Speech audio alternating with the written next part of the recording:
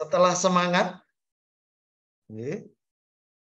sehat, semangat, kita semua akan bersama-sama nyaman untuk menindaklanjuti kegiatan webinar pada pagi hari ini. Adapun susunan acara pada kegiatan pagi ini, mari kita sama-sama kita buka dengan bacaan basmalah. Bismillahirrahmanirrahim. Yang kedua, menyanyikan lagu Indonesia Raya. Mohon kita ikuti bersama.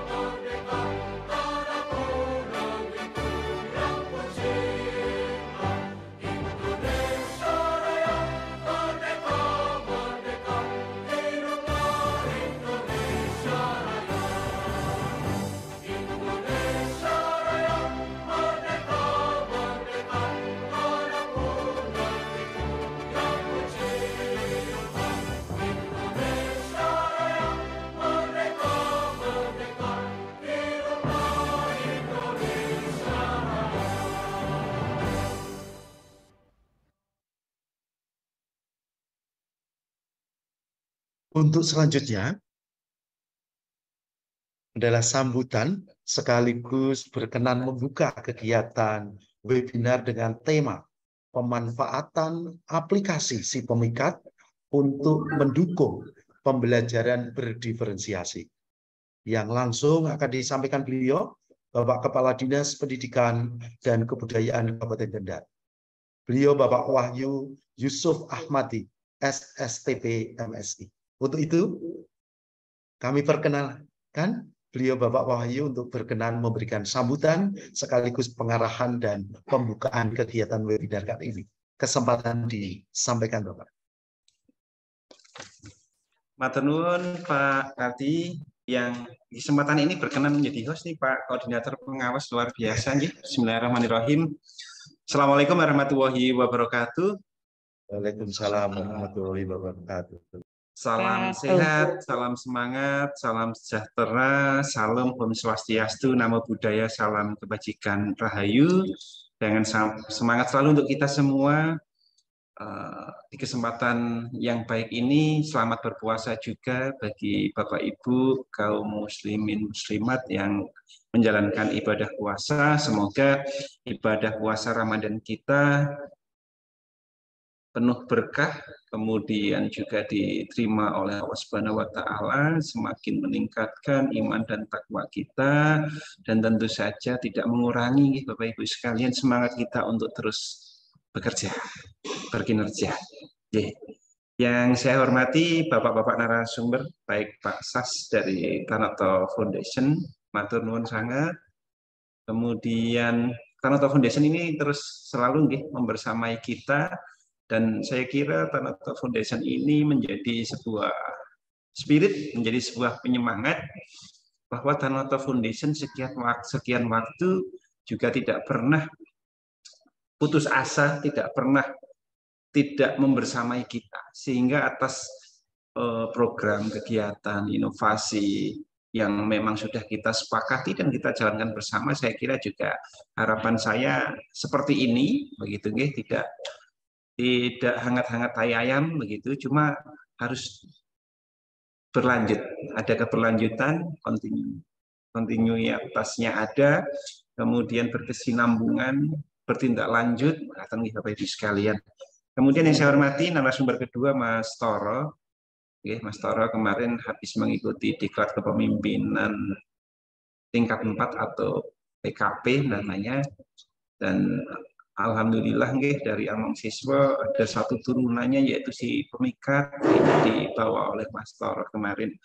Kemudian yang saya hormati Pak Korwas, Pak Pardi, beserta Bapak Ibu pengawas. Kemudian yang saya hormati, saya banggakan Bapak Ibu sekalian beserta webinar di kesempatan pagi hari ini, yang terdiri dari Bapak Ibu Wakil Kepala Sekolah Bidang Kurikulum, kemudian Bapak Ibu Guru Seni Budaya, dan juga Bapak Ibu Guru di PJOK. Dan Bapak Ibu sekalian yang berkesempatan hadir, saya pasang flyer untuk kegiatan hari ini. Beberapa teman SD tadi bertanya ke saya, Pak Pardi, Pak, ini hanya untuk SMP saja ya? Oke. Terus saya sampaikan SD tunggu gilirannya. Mengatakan antusiasme luar biasa. Bapak Ibu sekalian, alhamdulillah kesempatan pagi hari ini kita bisa bersua, bersilaturahmi, meskipun secara tatap maya kita semua dalam kondisi sehat walafiat, kurang suatu apapun. Tadi bagaimana Pak Pardi membakar semangat kita untuk kita tetap sehat, tetap semangat, tetap bahagia nih Bapak Ibu sekalian. Dan semoga hal-hal baik ini rahmat Allah Subhanahu wa taala, Tuhan yang Maha Kuasa senantiasa terlimpahkan menyertai kita semua. Amin ya rabbal alamin. Bapak Ibu sekalian, beberapa waktu yang lalu kita bersama nih Bapak Ibu sekalian mengungkapkan sebuah perjalanan kita bersama atas kondisi pendidikan secara makro, secara regional maupun secara lokal di Kabupaten Kendal, ditambah satu hikmah yang luar biasa bagi kita, yaitu di masa pandemi COVID-19 kemarin. Saya kira itu menjadi salah satu titik tolak, begitu, salah satu momentum yang gayung bersambut dengan paradigma kebijakan pendidikan secara nasional, yaitu Merdeka Belajar. Nah, Kabupaten Kendal di tahun kemarin 2022 kita bersepakat, kita bersama Bapak Ibu sekalian untuk melakukan refleksi, mengidentifikasi atas proses-proses maupun tujuan dari pendidikan. Sehingga di tahun 2022 kemarin muncullah Among Siswa, Bapak Ibu sekalian. Among Siswa dengan filosofinya, Among Siswa dengan outputnya, Among Siswa dengan evidence-nya, Among Siswa dengan outcomes-nya, harapannya begitu Bapak Ibu sekalian. Dan yang membahagiakan bagi kita semua, alhamdulillah Among Siswa ini masih relevan, dan saya kira ini secara universal pun akan relevan, berkaitan bahwa apa yang dilakukan dalam transformasi pendidikan dengan Merdeka Belajar atau apa yang dilakukan selama ini oleh Tanoto Foundation bersama kita dalam pembelajaran aktif, berkaitan Bapak Ibu sekalian, dengan pintar, dengan salah satunya metode mengalami interaksi, komunikasi, dan juga refleksi, berkaitan itulah sejatinya adalah yang kita kemas ulang sebagai spirit kita di Kabupaten Kendal adalah Among Siswa, Bapak Ibu sekalian. Sehingga sejatinya kita semua tidak asing, namun kami berharap Bapak Ibu sekalian Among Siswa ini senantiasa bisa memberikan tagline atau bisa memberikan arah, ataupun juga bisa mengingatkan kita, oh sejatinya saya sebagai guru, saya sebagai kepala sekolah, kami selaku dinas, kami selaku insan pemerhati pendidikan, kami selaku stakeholder pendidikan dan sebagainya itu, oh ini adalah semuanya berorientasi, bertujuan kepada siswa. Nah, menuju ke siswa sana ternyata Bapak Ibu guru sekalian bukan hanya sebagai subjek saja, tapi juga sekaligus sebagai objek. Bagaimana kita terus belajar sesuai dengan paradigma-paradigma sekarang, atau bagaimana kita terus belajar atas yang memang perlu kita pelajari dalam rangka kita bisa memberikan hal-hal yang positif, bekal kecakapan hidup bagi anak-anak untuk nantinya menjadi manusia seutuhnya itu dengan kondisi sekarang. Nah, anak-anak kita bukan hanya objek, tapi anak-anak kita juga menjadi subjek. Sehingga harapannya Bapak Ibu sekalian, anak-anak kita akan memahami bagaimana sih materi-materi pelajaran yang diterima di satuan pendidikan ini akan bermanfaat bagi saya untuk nantinya saya berkehidupan sebagai manusia di dalam masyarakat. Ini yang saya kira sangat penting Bapak Ibu sekalian. Sehingga anak-anak kita ini menjadi tidak terpaksa, kenapa sih harus saya sekolah, kenapa sih saya harus belajar.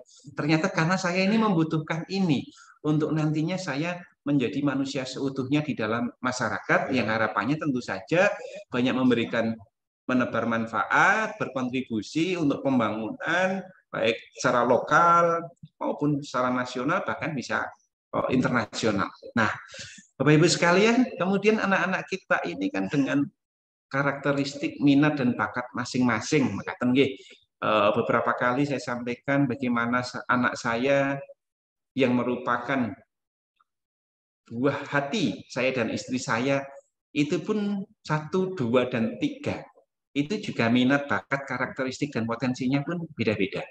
Bagaimana di sebuah sekolah mengatakan yang sekian ratus siswa dengan genetika orang tua yang macam-macam tentu saja minat dan bakatnya pun berbeda-beda. Namun Bapak Ibu sekalian, kita dalam satu kesepakatan, kita dalam satu kesepahaman, kita dalam satu value Bapak Ibu sekalian bahwa sekarang ini apapun minat, bakat, karakteristik, potensi anak-anak kita, itulah yang menjadi tugas kita untuk menjadikan anak-anak kita menjadi versi terbaiknya. Mau jadi apa? Mau punya passion di akademik, itulah yang kita dorong.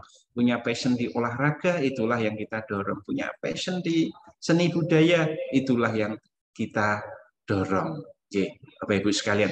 Meskipun Bapak Ibu sekalian tadi di awal saya sampaikan bahwa anak kita harus bisa menyadari bahwa apa yang sedang berproses di sekolah ini akan bermanfaat bagi anak nantinya. Saat seseorang menjadi olahragawan, saat seseorang menjadi seniman, seniwati, pelaku seni dan sebagainya, pasti akan butuh matematika. Ya, pasti akan butuh matematika. Kemudian sebagai seorang seniman maupun olahragawan sedikit banyak juga membutuhkan geografi dan sebagainya dan sebagainya. Namun matematika sedalam apa yang dibutuhkan dan sebagainya, saya kira adalah matematika dasar.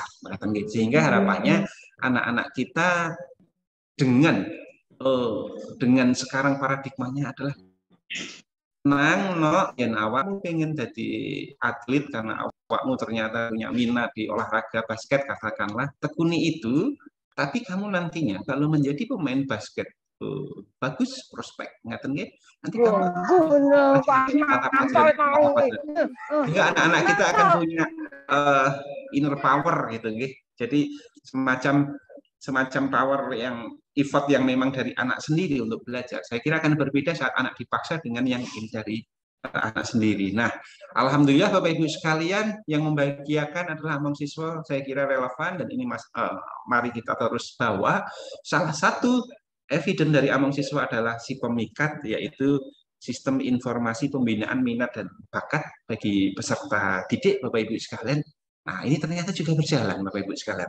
Nah, tentu saja saya matur nuwun Pak Sas maupun Mas Toro, salah satu evidennya tetap berjalan, apalagi ini kan menyongsong nantinya di PPDB di tahun ajaran baru, harapannya nanti di masa orientasi begitu, ada tematik-tematik maupun diferensiasi kepada anak-anak kita di dalam masa pengenalan sekolah. Sehingga Bapak Ibu sekalian, saya kira kita dalam satu kesepahaman bahwa semuanya adalah untuk anak-anak kita. Mari kita jadikan anak-anak kita menjadi versi terbaiknya sesuai minat dan bakat peserta didik. Sehingga Bapak Ibu sekalian, saya matur nuwun kerawan Bapak Ibu sekalian, harapannya si pemikat menjadi bahan kajian bagi Bapak Ibu guru BK. Oh, maaf tadi Bapak Ibu guru BK belum saya sebut nih. Kemudian Bapak Ibu guru dan wakil kepala sekolah yang menangani kurikulum dan juga kesiswaan, olahraga maupun seni budaya untuk mempermudah pelaksanaan pembelajaran yang berdiferensiasi. Pembelajaran yang berpusat pada siswa dapat dilaksanakan sesuai dengan hasil asesmen yang dilakukan, Bapak Ibu sekalian. Demikian Bapak Ibu sekalian yang bisa saya sampaikan. Terima kasih sekali atas perhatian, kemudian partisipasi dari kita semua. Semoga kegiatan ini betul-betul dapat bermakna, bermanfaat, sehingga dengan mengucap Bismillahirrahmanirrahim atas izin Allah Subhanahu wa Ta'ala, Tuhan yang Maha Kuasa, kegiatan pemanfaatan aplikasi si pemikat untuk mendukung pembelajaran berdiferensiasi, kolaborasi antara Dinas Pendidikan dan Kebudayaan Kabupaten Kendal beserta Tanoto Foundation. Hari ini hari Selasa 4 April 2023 secara resmi kita buka dan mulai.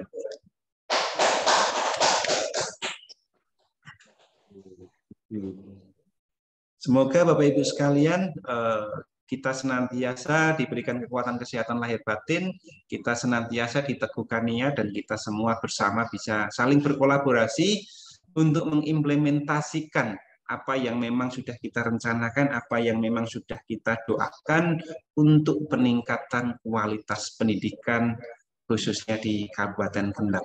Atas perhatian Bapak Ibu sekalian disampaikan terima kasih. Mohon maaf jika ada hal yang kurang berkenan. Saya akhiri. Assalamualaikum warahmatullahi wabarakatuh. Waalaikumsalam warahmatullahi wabarakatuh. Semoga Pak Wahyu tetap sehat, semangat luar biasa. Amin. Alhamdulillah. Terima kasih Bapak Kepala Dinas. Untuk selanjutnya, tanpa panjang kata dan panjang kalimat, langsung kita berikan kepada narasumber kita yang sudah melalang buana dari Sabang sampai Merauke. Beliau Bapak Sasmoyo yang nanti akan menyampaikan terkait dengan beberapa poin penting, yaitu asesmen. Kenapa harus melakukan asesmen awal? Trik-trik apa yang akan dilakukan? Untuk itu, kami serahkan sepenuhnya kepada Pak Sas. Sudah siap Pak Sas? Suaranya mungkin kurang besar sedikit Pak Sas. Mohon berkenan. Baik. Kesempatan setengah jam ya Pak Sas, mohon izin. Mudah-mudahan kurang dari setengah jam. Amin. Ya, tes. Assalamualaikum warahmatullahi wabarakatuh. Waalaikumsalam warahmatullahi wabarakatuh. Salam sejahtera, Bapak Ibu yang terhormat, Pak Kepala Dinas Pendidikan dan Kebudayaan Kabupaten Kendal, Pak Wahyu Yusuf. Terus pundi kabar Pak Wahyu, sehat ya? Sehat selalu Pak Sas, semangat. Ya, mengapunten belum bisa ketemu di lapangan, ya. Tapi nanti saya pakai beberapa contoh di lapangan basket. Baik, Bapak Ibu, Pak Pati selaku Korwas mungkin didampingi juga oleh para pengawas dalam ajeng para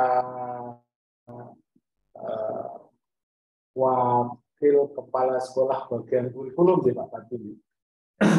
Yang saya hormati juga Bapak Ibu guru bimbingan konseling, kalau dulu BP, sekarang mohon maaf di beberapa pesan saya kok masih BP. Saya yang kurang update nanti. Lalu Bapak Ibu teman sejawat, para guru olahraga ya, dan jasmani. Kemudian Bapak Ibu guru kesenian. Jadi, salam sejahtera. Dan lagi Bapak Ibu, izinkan saya mengawali hari ini dengan sebenarnya Pak Pati panduan untuk asesmen itu sudah sangat lengkap. Sudah cukup lengkap sebenarnya dari Bapak Ibu, saya tak menyesuaikan kamera itu.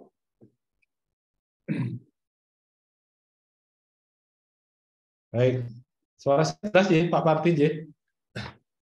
Udah ngejreng ini, alhamdulillah. Oke, baik Bapak Ibu.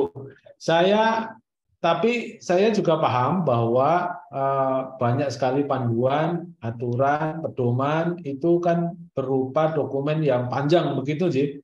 Jadi kadang-kadang kita tidak punya waktu dengan segala kesibukan, tidak punya waktu untuk membaca panduan atau pedoman yang sebenarnya sudah cukup lengkap. Maka hari ini saya tidak akan memaparkan panduan gitu Pak Parti, tapi saya berikan satu alat untuk memfasilitasi kesibukan penjenengan supaya bisa membantu. Mudah-mudahan nanti Pak Wahyu ini nanti juga bisa dipergunakan Pak Wahyu kalau penjenengan mempunyai banyak PR membaca panduan dan segala macamnya. Saya izin share screen ya Bapak Ibu. Ya. Ini cara urik kata orang Jawa, cara urik untuk memfasilitasi waktu kita yang terbatas untuk memahami panduan maupun pedoman maupun aturan gitu. Bapak Ibu, izinkan saya membuka ini namanya. Mudah-mudahan bisa terbuka. Bisa dilihat? Ya, bisa Pak. Jelas. Chat PDF Pak Sas. Chat PDF Pak Wahyu. Ini salah satu alat untuk membantu kita mempelajari semua yang dokumen yang bentuknya PDF ya. Jadi Bapak Ibu, saya menyarankan penjenengan kalau tidak punya waktu banyak untuk membaca dokumen-dokumen yang dibutuhkan yang bentuknya PDF, silakan menggunakan chat PDF ini. Saya mau mendemonstrasikan, ini kebetulan saya sudah mendownload, kemarin saya dikirimi Pak Pardi tentang panduan, bentar, saya sudah buka, saya browse di komputer saya, lalu saya buka ini. Yang pertama panduan implementasi bimbingan konseling, ini ya Pak Parti, yang tadi malam di share Pak Parti, saya langsung buka di chat PDF seperti ini.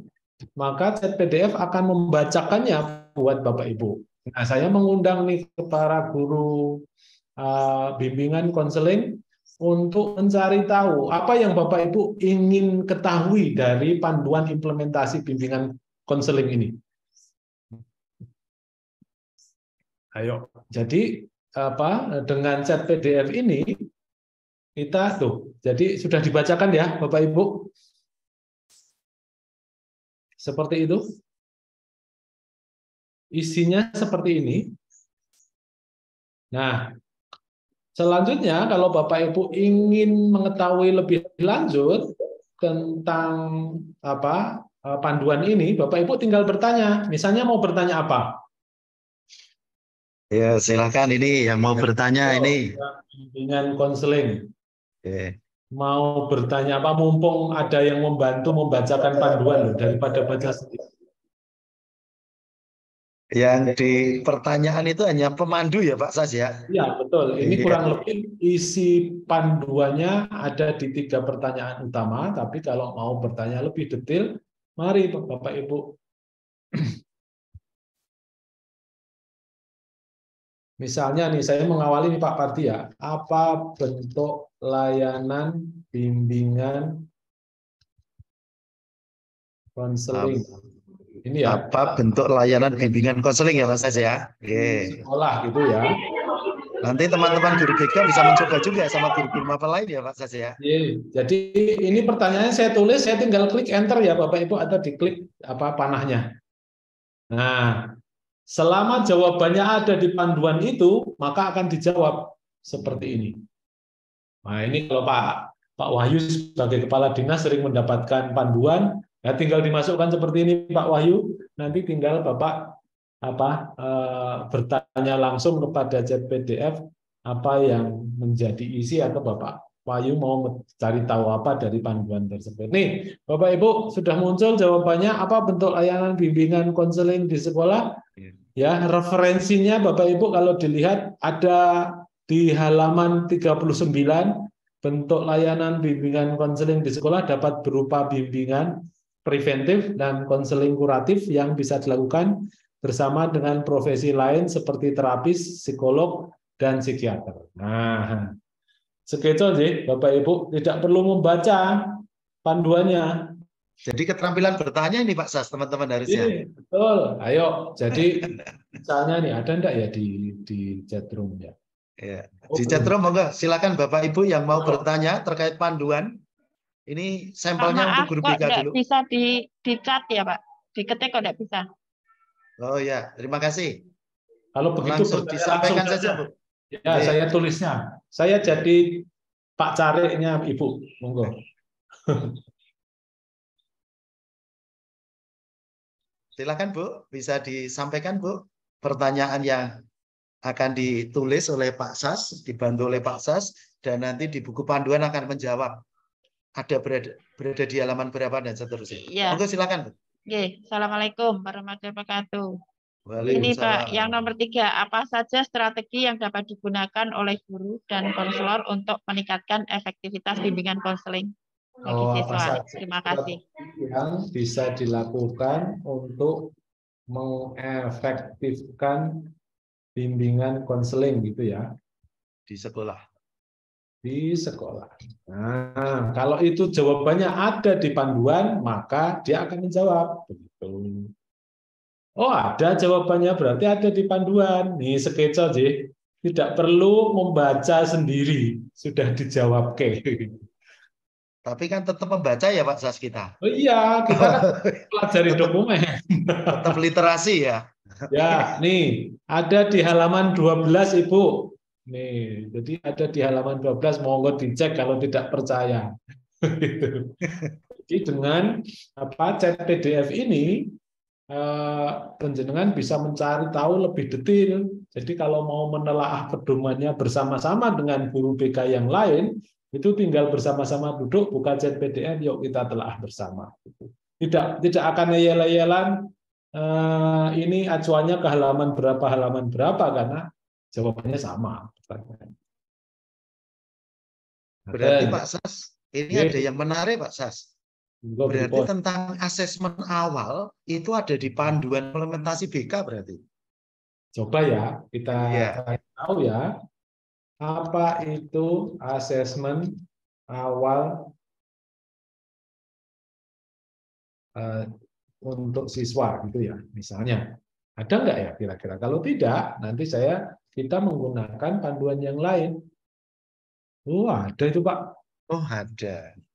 Nah, ini yang nanti akan disampaikan.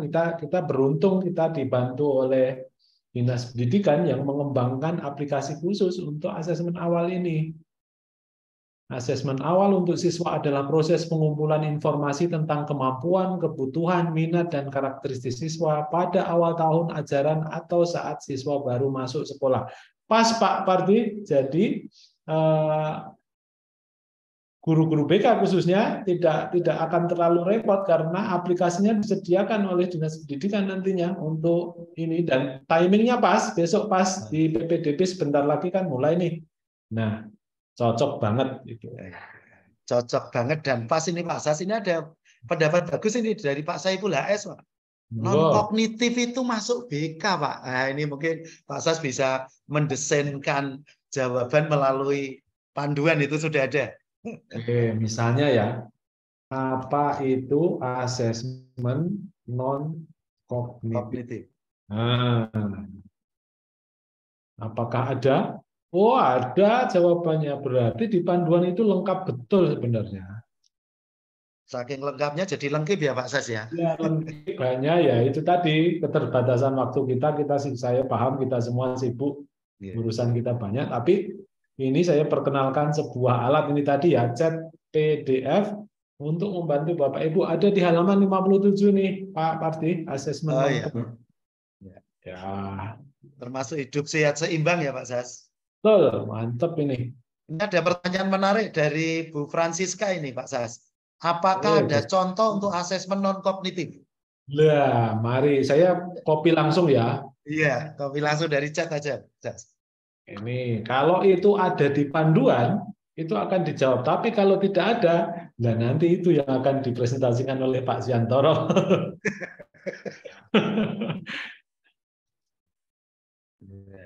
Nah, oh ada beberapa contoh ini. Bu Francisca sudah ada, Bu Francisca. Kalau ingin bukti ngeprint terus dicari halamannya ya Pak Sas. Betul. Iya, boleh kok di print masih tetap boleh. Tapi nih ada Anda dapat merujuk ke halaman 57. Gitu. Tapi kalau instrumennya mungkin tidak ada di panduan ya Pak Fadli ya. Iya. Tapi sekali lagi itulah yang didesain oleh Dinas Pendidikan ini yang hari ini juga kita akan coba bersama-sama nanti Bapak Ibu. Bu Francisca juga. Pokoknya top ini sudah jempol 5 lah. Nanti yang sudah saya pinjam dulu ke teman-teman Pak Fadli. Gitu. Pak Sas, ini ada yang bertanya Pak Sas. Lagi. Umpamanya yang panduan, karena ini yang hadir tidak hanya guru BK, kalau yang panduan pembelajaran dan asesmen teman-teman guru mapel bisa kita demonstrasikan Pak Sas? Ini saya turunkan dulu. Oke, saya geser ya Bapak Ibu. Saya mencari sekarang saya untuk mengganti panduannya ya Bapak Ibu. Ini untuk selain guru BK berarti ini ya. Saya menggunakan panduan pembelajaran dan asesmen juga ada itu komplit juga kok. Kita lihat ini sambil menunggu proses Bapak Ibu, chat PDF ini gratis tis. Terima kasih sudah mencoret-coret papan saya. Kreatif ini Pak Sas. Estetik ini. Iya. Baik, ini adalah yang kita akan coba lihat bersama adalah Pak Budi Wianto. Matur nuwun coretannya.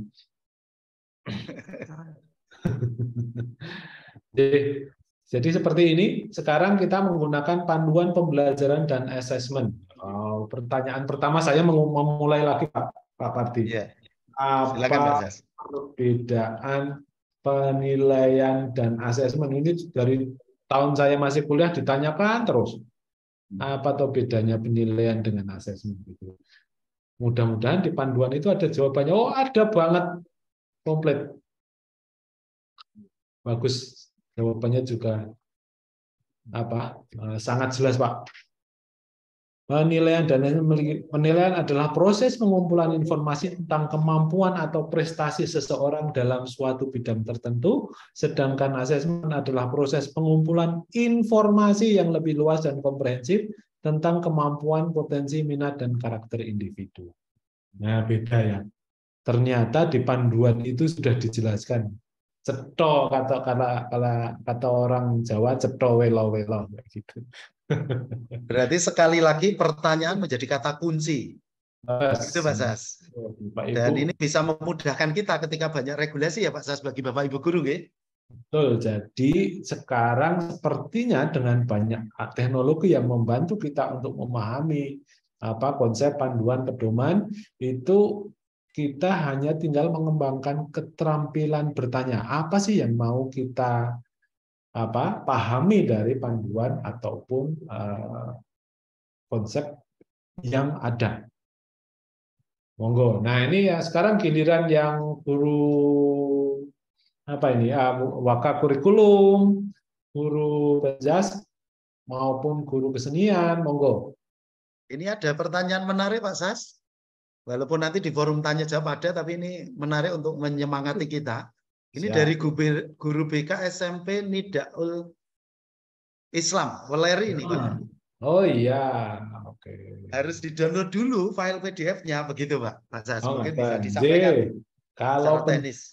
Kalau penjenengan membuka chat PDF langsung, itu di kotak atas sebelah kiri memang ada pilihan mencari dokumen di laptop penjenengan, tapi di sebelah kanan ada tulisan ambil langsung dari URL gitu. Jadi kalau Bapak Ibu punya link, ya misalnya teman-teman share-nya dalam bentuk link, entah ke Google, entah ke link langsung dari kementerian maupun dari Dinas Pendidikan, itu tidak perlu di-download Pak Parti.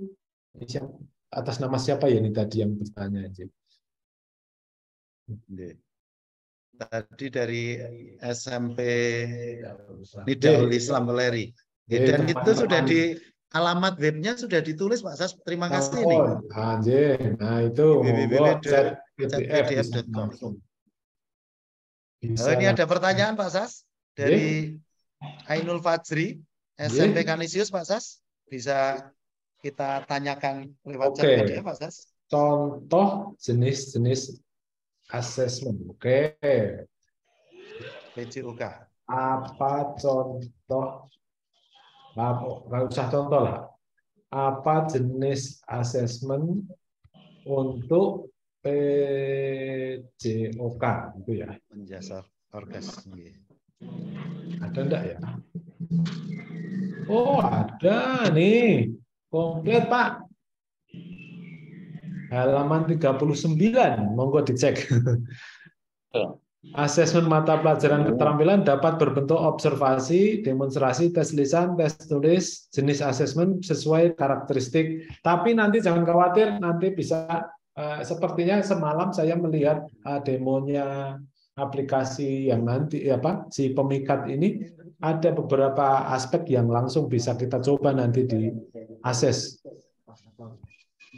Ini ada pertanyaan menarik lagi, Pak Sas. Oke. Masih ada waktu 3 menit, Pak Sas, mohon izin. Oh, iya. Nanti di pertanyaan kita fokuskan. Monggo Pak Sas, ada satu poin itu dari Bu Herlinda Arum. Saya langsung tulis ya. Apa kriteria asesmen seni tari atau seni budaya?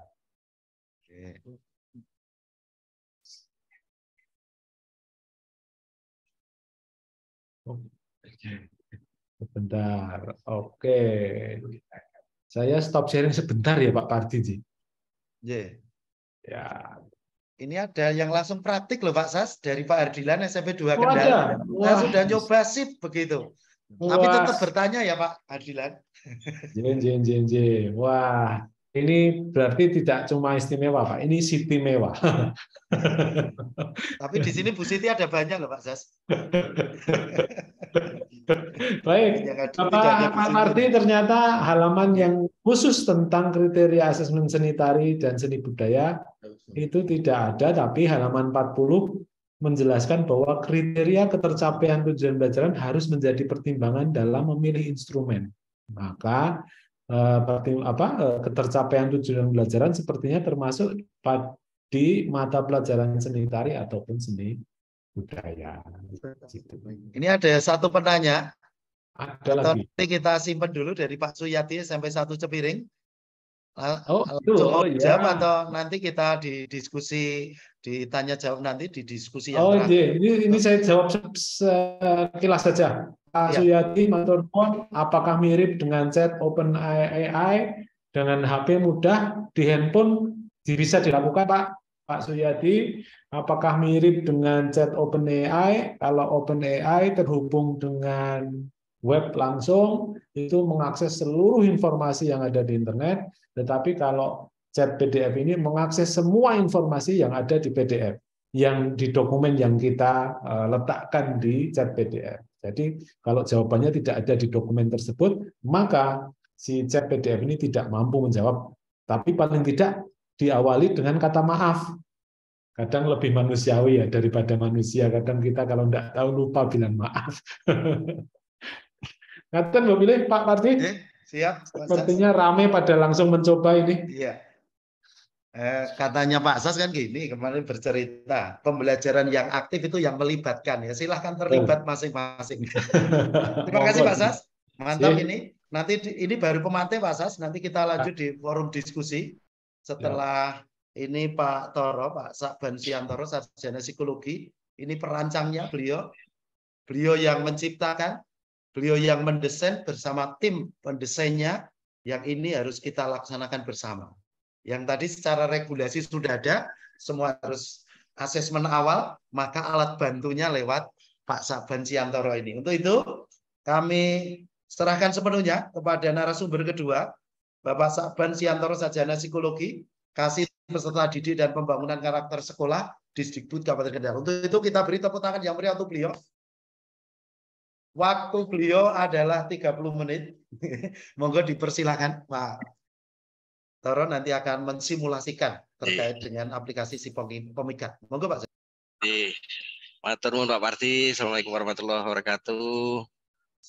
Yang terhormat Bapak Kepala Dinas Pendidikan dan Kebudayaan Kabupaten Kendal, Bapak Korwas, teman-teman dari Tanoto Foundation, dan Ibu dan Bapak guru BK, PJOK, kesenian atau seni budaya, kemudian Ibu dan Bapak guru mata pelajaran yang lain.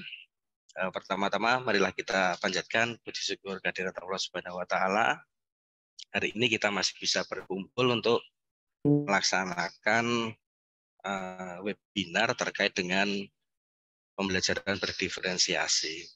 Ibu dan Bapak yang kami hormati, sesuai dengan tema pada hari ini, kami akan menyampaikan beberapa hal terkait dengan aplikasi si pemikat. Jadi latar belakangnya adalah si pemikat ini merupakan salah satu bagian dari Among Siswa yang dicetuskan oleh Bapak Kepala Dinas Pak Wahyu Yusuf Ahmadi. Kemudian seiring waktu berjalan, karena kami juga harus melaksanakan proyek perubahan, maka si pemikat ini kami lanjutkan untuk kami wujudkan untuk menjadi sebuah aplikasi yang bisa membantu Ibu dan Bapak melakukan asesmen kepada peserta didik, terutama kepada peserta didik baru, dan sementara ini asesmen hanya bisa dilakukan untuk peserta didik yang rentang usianya itu di jenjang SMP terlebih dahulu. Untuk yang jenjang yang lain, karena kami belum bisa membuat kuesioner yang sesuai dengan usia, maka sementara kami batasi untuk usia SMP terlebih dahulu. Yang SMA, SMK, dan SD nanti akan menyusul, barangkali di kesempatan yang lain akan kita mencoba untuk membuat kuesioner supaya nantinya Among Siswa ini bisa memberikan manfaat bukan hanya di jenjang SMP tetapi juga PAUD maupun SD. Ibu dan Bapak, mohon izin share screen. Kami sampaikan beberapa materi pembuka. Sudah bisa muncul ya Pak Parti? Ya. Aplikasi ini Ibu dan Bapak bernama si pemikat, kepanjangan dari Sistem Informasi Pemetaan Minat dan Bakat Peserta Didik. Kemudian dasar hukum dibuatnya aplikasi ini, ada Permendiknas, kemudian ada peraturan pemerintah, nanti bisa dicari, bisa dibaca atau menggunakan PDF tadi, nanti bisa dipakai untuk mencoba membedah peraturan dari dasar hukum si pemikat. Kemudian Ibu dan Bapak, di kami, di Dinas Pendidikan dan Kebudayaan Kabupaten Kendal, seksi kami bernama Seksi Peserta Didik dan Pembangunan Karakter, yang salah satu tugas fungsinya itu adalah melaksanakan pembinaan minat bakat, prestasi, dan pembangunan karakter bagi peserta didik. Juga melaksanakan fasilitasi, koordinasi dalam rangka peningkatan partisipasi pendidikan dan penurunan angka putus sekolah. Kemudian setelah kita identifikasi bahwa ada beberapa permasalahan di seksi peserta didik, di antaranya yang paling utama adalah belum optimalnya nomor 2 itu pemetaan minat dan bakat peserta didik pada satuan pendidikan. Jadi peserta didik yang diperoleh dari hasil PPDB sampai dengan saat ini belum mempunyai sebuah tool atau alat yang bisa memetakan minat dan bakat peserta didik. Seperti kita ketahui bahwa PPDB mulai tahun 2019 yang berdasarkan zonasi itu memungkinkan semua potensi peserta didik itu masuk.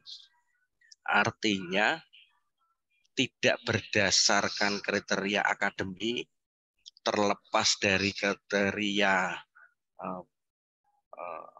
kecerdasan, tetapi berdasarkan zona dan usia.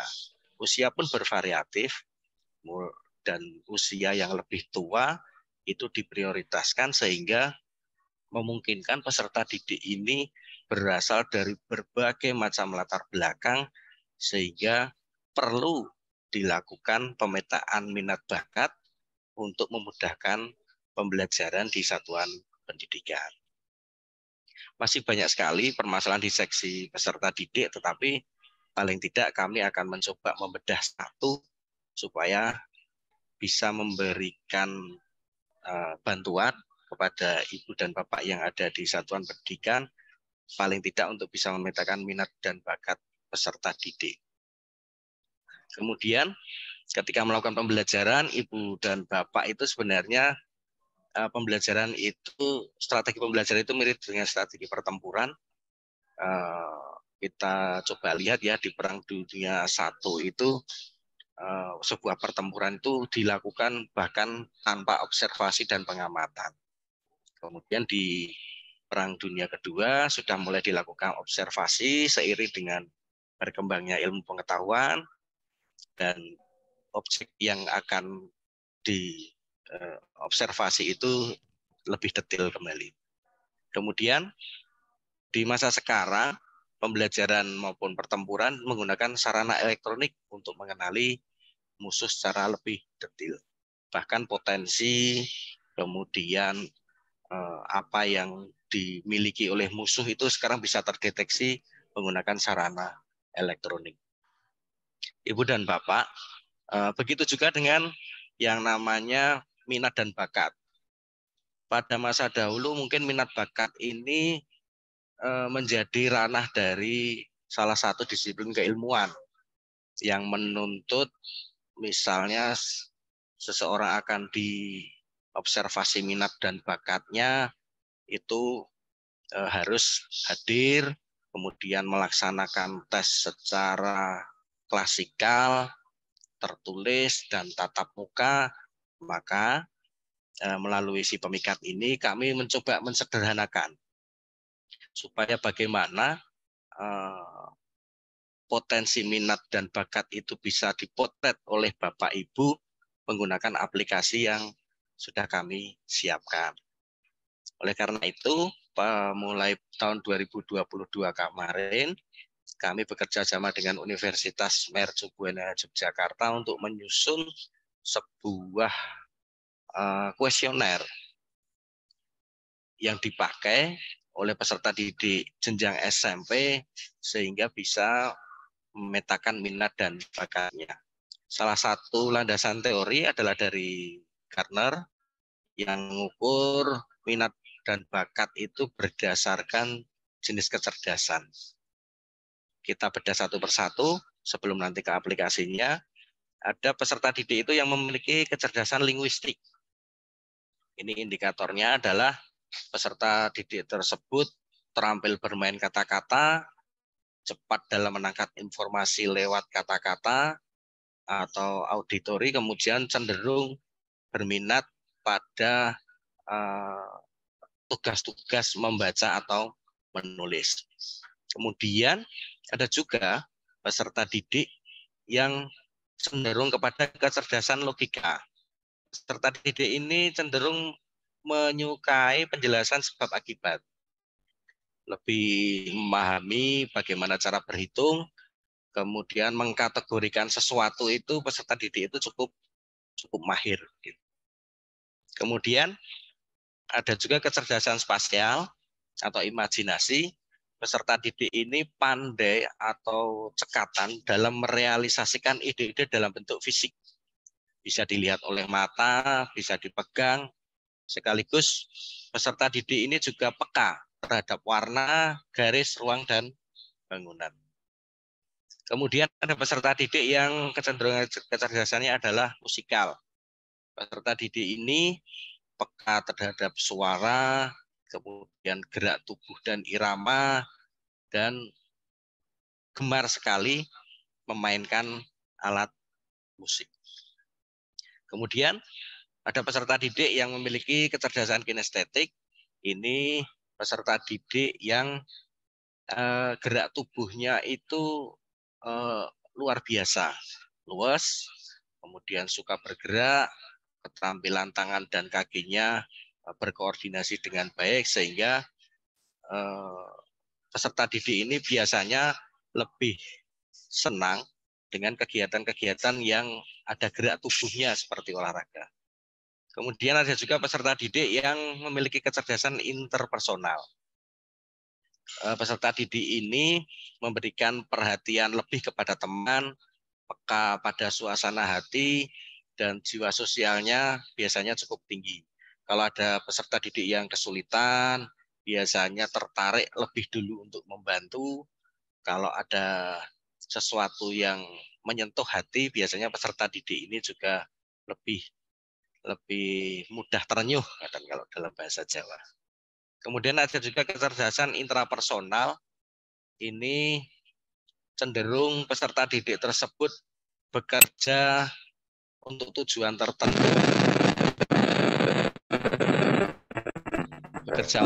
tertentu.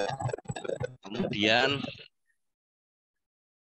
punya kemauan yang keras, kemudian juga cenderung menyendiri atau merenung.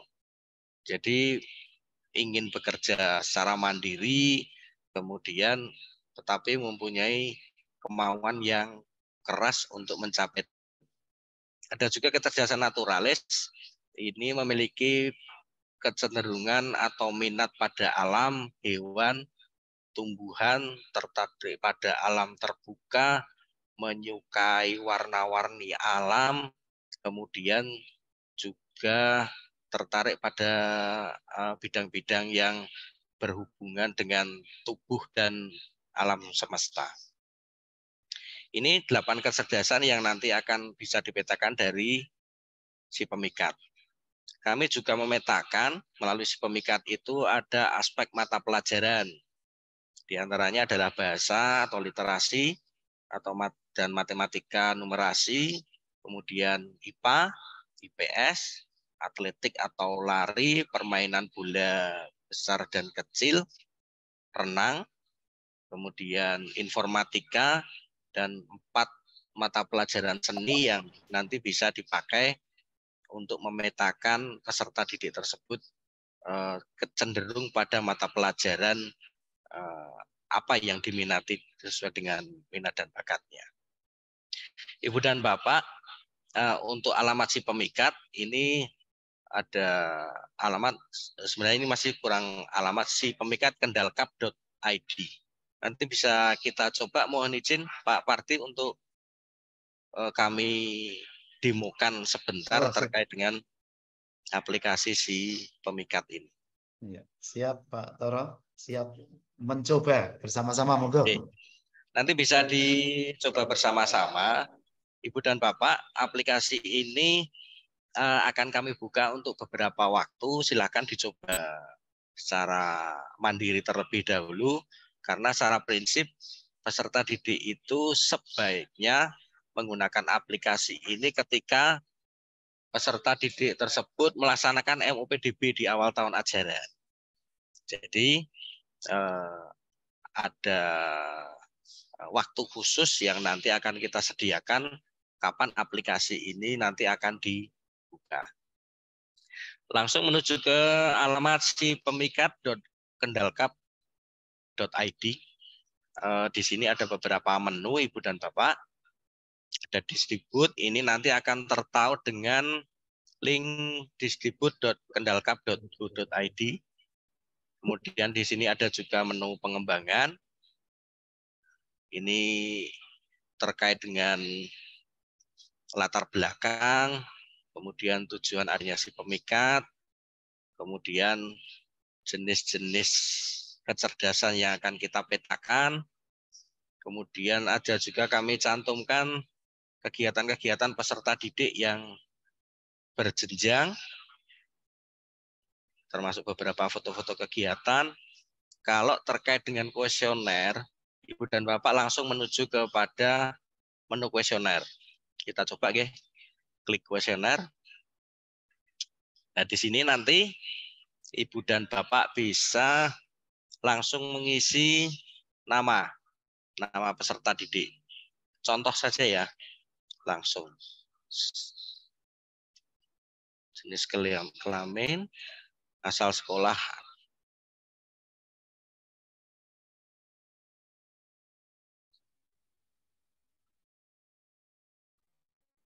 umur, pilih usia, monggo. Kemudian pilih kelas, misalnya kelas 7, NISN 1, 2, 3, 4, 5, 6, 7. Ini simulasi dulu, nggih. Terus di sini sudah kami sediakan tata cara pengisian kuesioner. Peserta didik diminta untuk menjawab pertanyaan sesuai dengan kondisi yang sesungguhnya. Kemudian bacalah pertanyaan dengan baik. Ada jawaban tersedia ya atau tidak, atau sesuai tidak sesuai. Kemudian semua pertanyaan itu wajib diisi. Kalau ada satu pertanyaan yang terlewati, nanti untuk menuju ke selesai nanti akan diarahkan ke pertanyaan yang masih kosong. Kemudian karena ini adalah kuesioner yang sifatnya non-kognitif, maka sebaiknya dalam menjawab itu siswa menjawab dengan spontan. Artinya tidak usah terlalu banyak berpikir, apa yang terlintas di benak siswa itu dijawab pada saat itu juga. Artinya kuesioner ini bisa dilaksanakan dengan sesingkat mungkin tanpa proses kognitif yang panjang. Misalnya, saya suka menulis cerita, ya itu saja. Saya suka mengamati kandungan zat dalam bungkus atau sudah produk, tidak, dan seterusnya sampai dengan nanti di pertanyaan paling akhir. Nanti ada klik, jika sudah mengisi semua, misalnya ada pertanyaan yang belum terisi, saya sudah klik selesai, aplikasi akan secara otomatis mengarahkan kepada pertanyaan yang belum diisi. Oke, kurang lebih seperti ini pertanyaannya.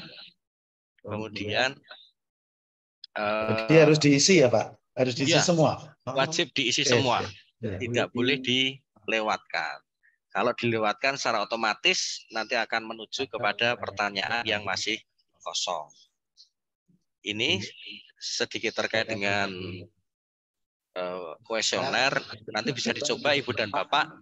Mohon untuk dicoba secara mandiri terlebih dahulu, supaya Ibu dan Bapak juga mengetahui bagaimana cara pengisian. Kemudian Ibu dan Bapak, di sini nantinya kita juga akan memberikan login, alamat login bagi masing-masing sekolah, supaya bisa memetakan peserta didik yang sudah mengisi aplikasi si Pemikat. Kebetulan ini adalah admin dinas.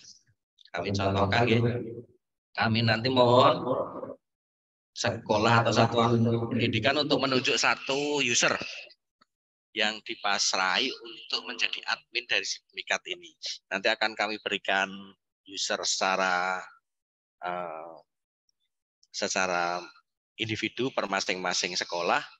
Nanti bisa dilihat, ini kebetulan yang sudah melaksanakan atau mengisi si Pemikat kemarin adalah SMP 1 Patebon, SMP 1 Kangkung, dan SMP 1 Patean.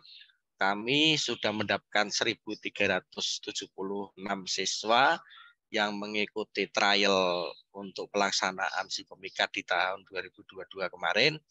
Harapannya nanti 110 sekolah di Kabupaten Kendal dan 35.000 peserta didik di jenjang SMP nanti bisa ikut semua mulai tahun ajaran baru mendatang.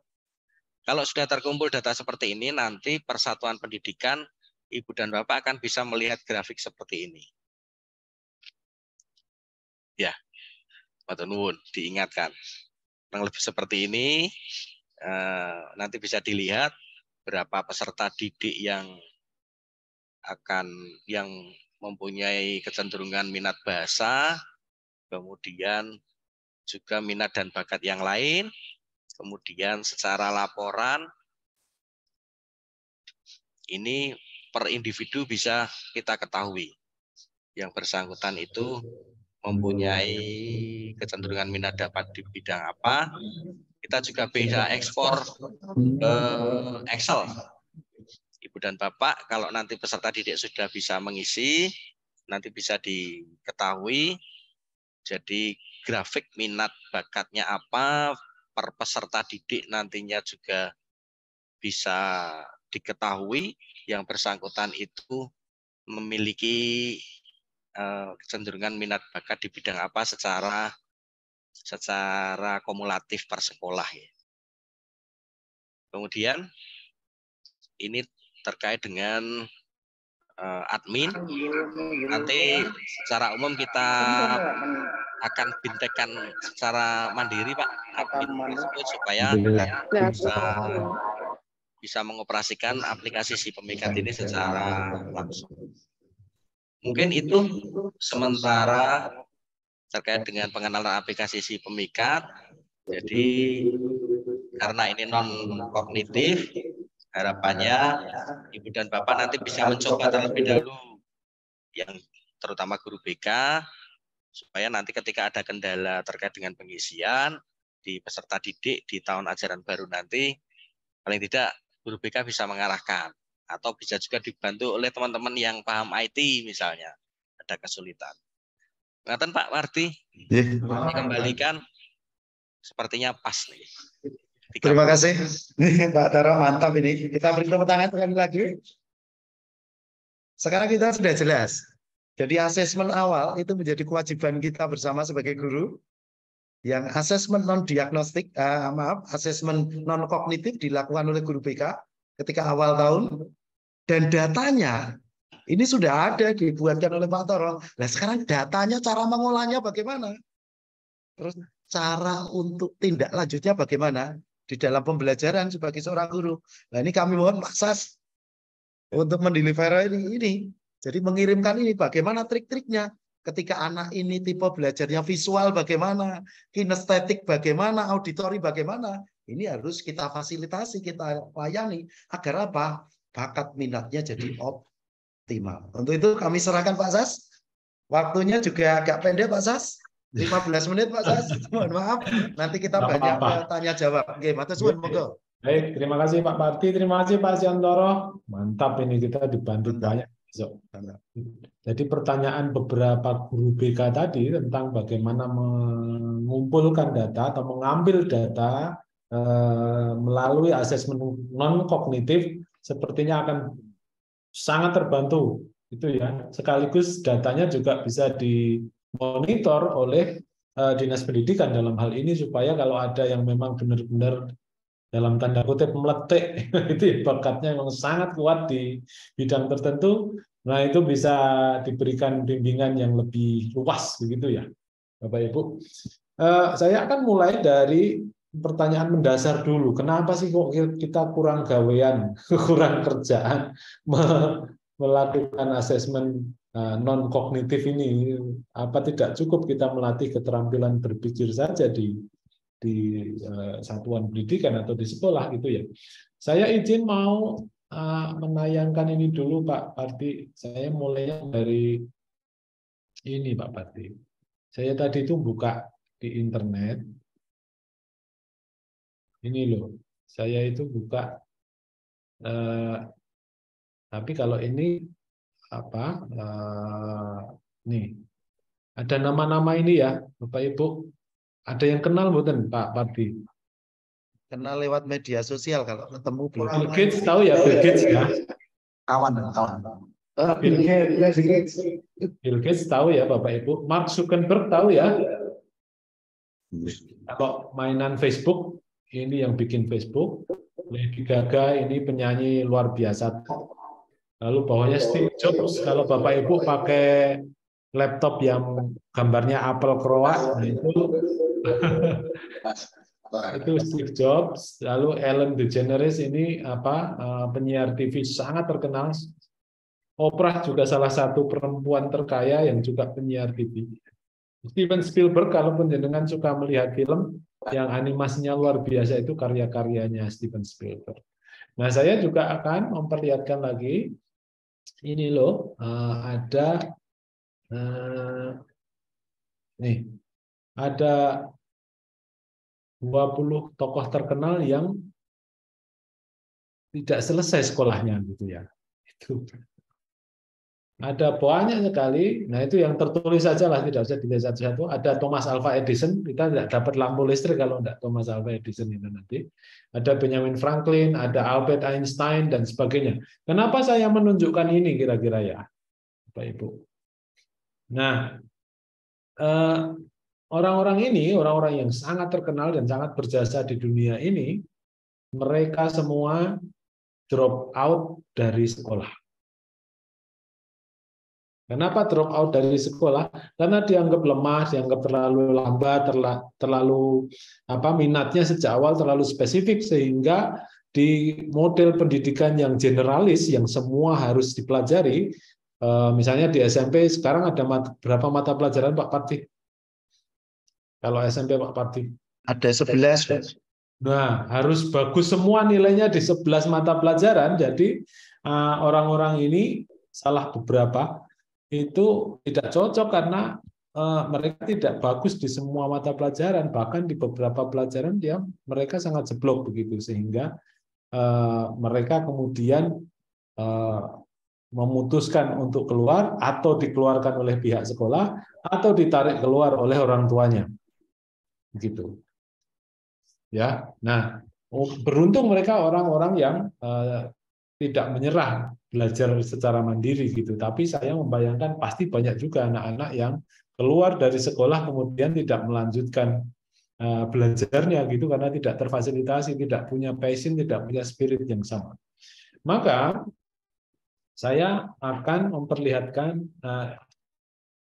beberapa hal yang saya stop dulu.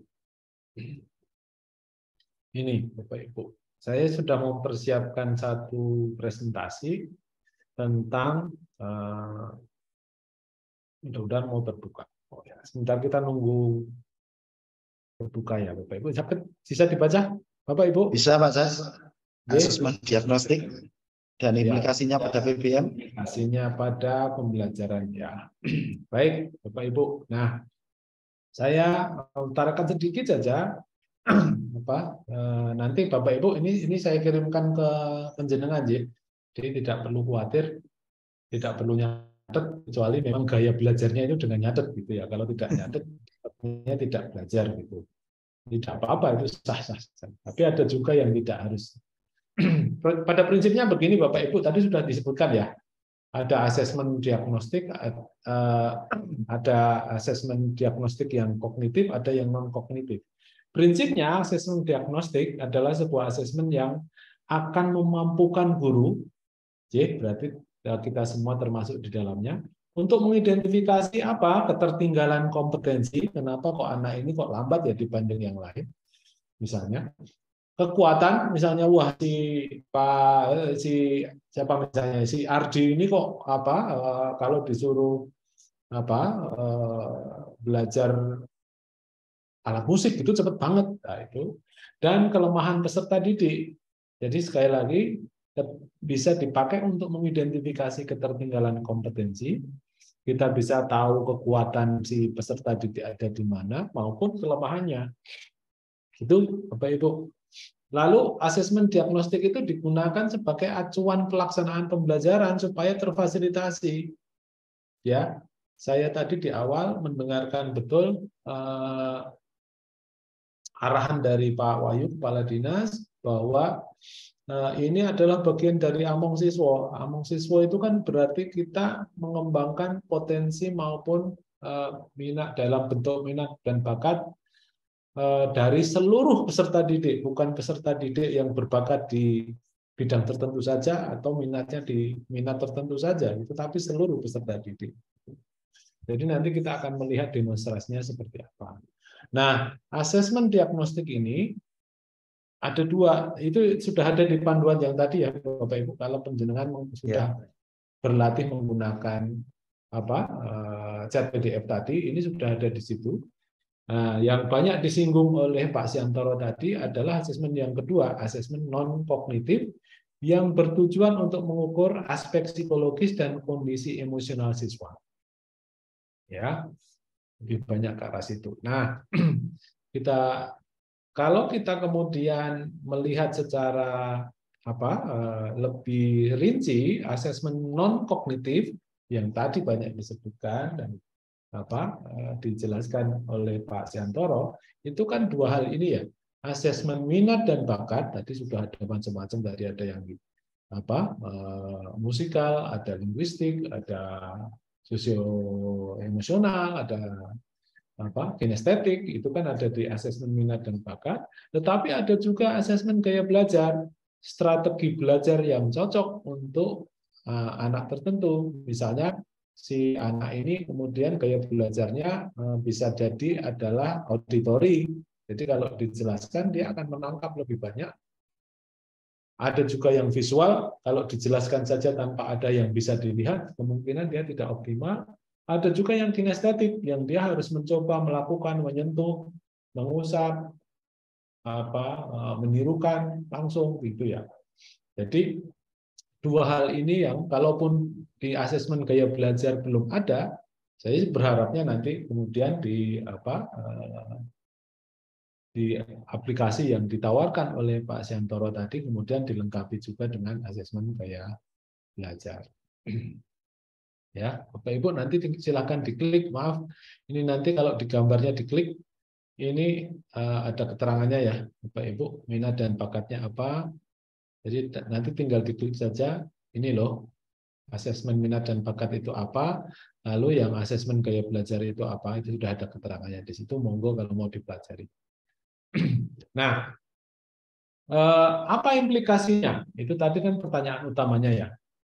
Kenapa saya harus tahu apa asesmen non kognitif ini? Saya kan guru, saya kan mengembangkan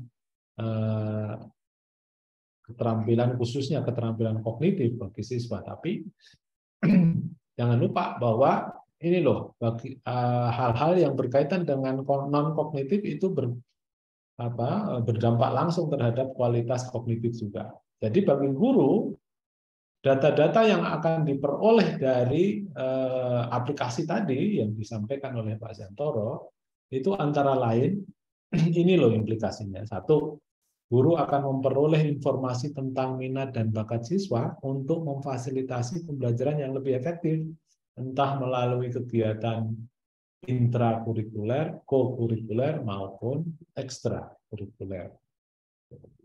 Lalu yang kedua, mengarahkan mereka ke program pendidikan yang sesuai.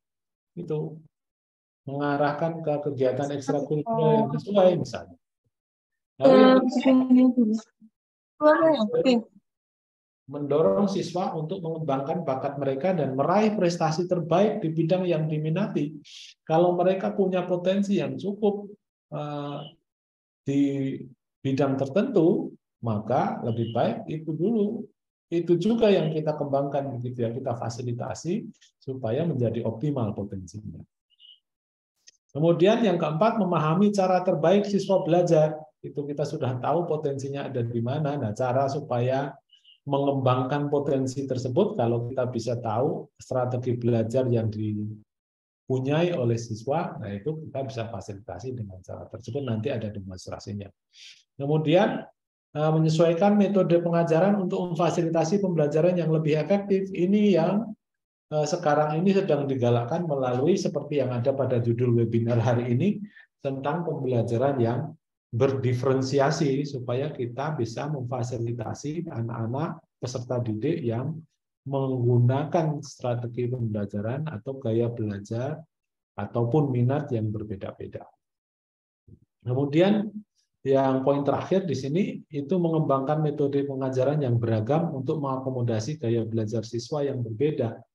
Kalau kita memilih hanya satu metode pengajaran, berarti kita tidak sepenuhnya among siswa, tapi among beberapa siswa gitu ya, atau sebagian, bukan seluruh siswa. Jadi motonya jadi tidak pas.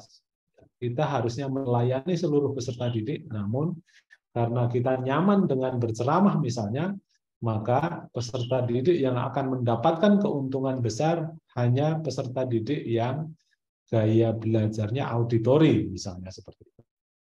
Itu bagi guru. Lalu karena di sini juga ada waka kurikulum ya,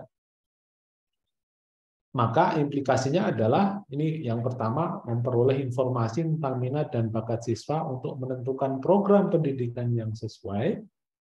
Ya, ekstranya seperti apa ya yang harus kita selenggarakan di sekolah ini misalnya. Lalu yang kedua, mendorong pengembangan kurikulum yang mencakup berbagai bidang minat dan bakat siswa. Kita sesuaikan, karena ternyata banyak siswa yang misalnya kecerdasan linguistiknya sangat kuat. Nah, berarti kita coba desain pengembangan kurikulum yang memfasilitasi kemampuan itu. Lalu yang ketiga, mengintegrasikan asesmen non-kognitif siswa dalam proses penilaian dan pengembangan kurikulum. Ya, mudah-mudahan pada waktu di penilaian atau di laporan hasil belajar itu juga ada keterangan itu, sehingga saat kemudian mereka berganti, peserta didik berganti guru misalnya, guru berikutnya sudah tahu bahwa oh siswa ini punyai ciri khas yang seperti ini gitu misalnya. Ya. Lalu Bapak Ibu nanti bisa membaca sendiri ya di sini itu kebetulan mudah-mudahan sesuai dengan seluruh mohon maaf ini guru BP belum guru BK, nanti saya sesuaikan dulu. Tapi mudah-mudahan sesuai dengan spesifikasi para peserta webinar hari ini. Ada yang belum tersebut belum Pak Kartini? Kan wakaf kurikulum pengawas dan kepala sekolah Pak Sas. Oh gitu ya, baik, nanti saya tambahkan ya Bapak Ibu sebelum saya share, mohon maaf ya. Jadi nanti tinggal diklik ini loh, kalau contoh implikasinya dalam pembelajaran kalau wakaf kurikulum ya itu seperti ini. Satu, mensupervisi proses pengumpulan data dan analisa asesmen minat, bakat, dan gaya belajar siswa yang tadi kita sangat beruntung dibantu oleh aplikasi tadi. Kemudian kebijakan terkait hasil asesmen minat, bakat, dan gaya belajar siswa. Nah, itu karena ini kemudian berhubungan lagi dengan perencanaan berbasis data itu ya Bapak Ibu.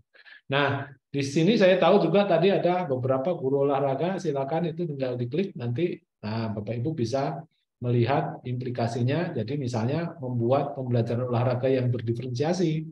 Sebagai contoh, individu yang memiliki gaya belajar auditori mungkin lebih efektif belajar dengan mendengarkan instruksi pelatih atau rekan STEAM. Sedangkan individu yang memiliki gaya belajar visual mungkin lebih suka belajar dengan menonton video atau diagram teknik yang tepat. Ya. Nah, kalau guru BP atau guru BK gimana? Wah ya jelas, tugas utamanya berarti setelah ini adalah melakukan atau mengumpulkan data asesmen minat, bakat, dan gaya belajar siswa, serta menganalisanya. Ya, hasil analisa itu yang kemudian ditunggu para wakaf kurikulum dan guru-guru yang lain. Di sini juga ada guru kesenian. Nah, guru kesenian mirip dengan guru olahraga tadi, yaitu membuat pembelajaran kesenian yang berdiferensiasi. Sebagai contoh, individu yang memiliki gaya belajar visual mungkin lebih efektif belajar melalui diagram, grafik, video, YouTube misalnya. Sedangkan individu yang memiliki gaya belajar kinestetik mungkin lebih suka belajar dengan mencoba langsung memainkan alat musik atau langsung bernyanyi. Ini salah beberapanya. Nah, contoh real nih, Pak Pati dan Bapak Ibu yang lain, mari kita coba lihat. Ini saya menyediakan contoh realnya, tapi mungkin ada 2 atau 3 saja yang saya mau perlihatkan. Tinggal 5 menit Pak Sas, mohon maaf. Ya. Tinggal 5 menit Pak Sas, mohon maaf. Oh gitu. Berarti kita coba satu deh. Bapak Ibu mau pilih yang mana? Olahraga atau kesenian? Olahraga. Olahraga. Oke, siap. Ketua MG PMP-nya Penjas Pak. Mantap itu bertanya. PJOK misalnya ini bola basket. Ya, kebetulan minat saya ada di bola basket. Saya juga tahu Pak Wahyu, Pak Kepala Dinas tadi juga minatnya di bola basket nih. Jadi misalnya bola basket hari ini loh apa yang kita mau pelajari hari ini. Hari ini kita akan belajar bola basket, yaitu teknik dribbling atau dribble, passing, dan shooting. Ini merupakan teknik dasar yang wajib dipahami dalam permainan bola basket. Nah, misalnya ini yang mau dipelajari. Lalu kalau saya ini, saya hanya menggunakan cara ini saja. Suruh baca buku berarti Pak Sas. Suruh baca buku. Nah, kira-kira siswa yang mana yang diuntungkan? Bapak Ibu, saya minta anak-anak membaca teknik dribble, passing, shooting tadi. Dan kecerdasan bahasa Pak Sas. Nah, itu berarti Baca itu berarti betul, berarti hanya itu tok kalau kita kemudian menyerahkan semua proses itu pada buku, ya berarti yang akan terfasilitasi adalah anak-anak dengan kecerdasan yang tadi linguistik ya, lalu gaya belajarnya mungkin yang auditory atau sedikit visual karena mereka membaca. Auditory kalau mereka membacanya bersuara misalnya. Tapi anak-anak yang kinestetik langsung ngantuk disuruh baca. Jadi harusnya mereka mendapatkan input melalui sumber belajar maupun proses yang mengembangkan potensi mereka, tapi pada akhirnya mereka malah tidak belajar apa-apa karena tidak sesuai baik dari sumber belajar maupun dari prosesnya. Nah, apa yang kita bisa lakukan supaya lebih merata? Ya, jadi selain kita memberikan bahan bacaan, kita juga sediakan ini. Nanti Bapak Ibu bisa setel sendiri ya, YouTube-nya. Ini saya mengambil video, meminjam videonya teman-teman UNY, jurusan POK, tentang video teknik-teknik dasar bermain atau olahraga bola basket. Nah, berarti sudah siapa saja yang diuntungkan, siapa saja yang terfasilitasi. Tadi dari bacaan tadi yang terfasilitasi kan, yang kecerdasannya linguistik misalnya, lalu yang gaya belajarnya auditori dan visual. Nah, sekarang ini sudah lebih banyak lagi, ya. Mereka yang sangat visual juga diuntungkan. Nah, yang belum berarti kan yang kinestetik loh lah. Saya maunya belajarnya ya langsung nyoba Pak. Nah itu, maka di sini saya juga menyediakan satu contoh ini loh. Yuk besok hari Rabu tanggal 5 April hari ini jam 8. Besok ya, kita akan main basket, jangan telat. Kita akan belajar tentang teknik-teknik yang kita sudah pelajari di YouTube tadi. Jadi dengan memvariasi sumber belajar maupun prosesnya, kita bisa memfasilitasi lebih banyak peserta didik dengan keragaman minat, bakat, maupun gaya belajarnya. Itu intinya. Begitu mungkin Pak Pati, karena yang mepet. Nanti saya bisa tunjukkan yang lain apabila masih ada waktu. Iya, terima kasih Pak Sas. Tepuk tangan sekali lagi untuk Pak Sas. Jadi ini langsung aplikasi. Jadi aplikatif langsung, jelas di situ paling tidak ketika kita mendesain RPP kita, modul ajar kita, dan praktik langsung di pembelajaran, paling tidak memfasilitasi 3 hal itu di dalam yang kita lakukan. Jadi gaya belajar anak harus kita layani sesuai dengan data dari si pemikat. Dan nanti anak-anak kita akan terpikat. Jadi ini guyon kami gitu. Jadi pemikat, nanti guru-guru merefleksikan data itu jadi dianalisis oleh guru BK, diberikan ke guru-guru, menyusun RPP modul ajarnya dan pembelajarannya sesuai dengan bakat minat anak. Jadinya apa? Anak-anak akan terpikat dan anak-anak tidak akan putus sekolah. Itu. Moga silakan. Setelah kita tadi membaca, setelah kita tadi bertanya, setelah bertanya, kita akan sampai tahap diskusi yang tadi beberapa bertanya di chat room dan kita ke pemecahan masalah.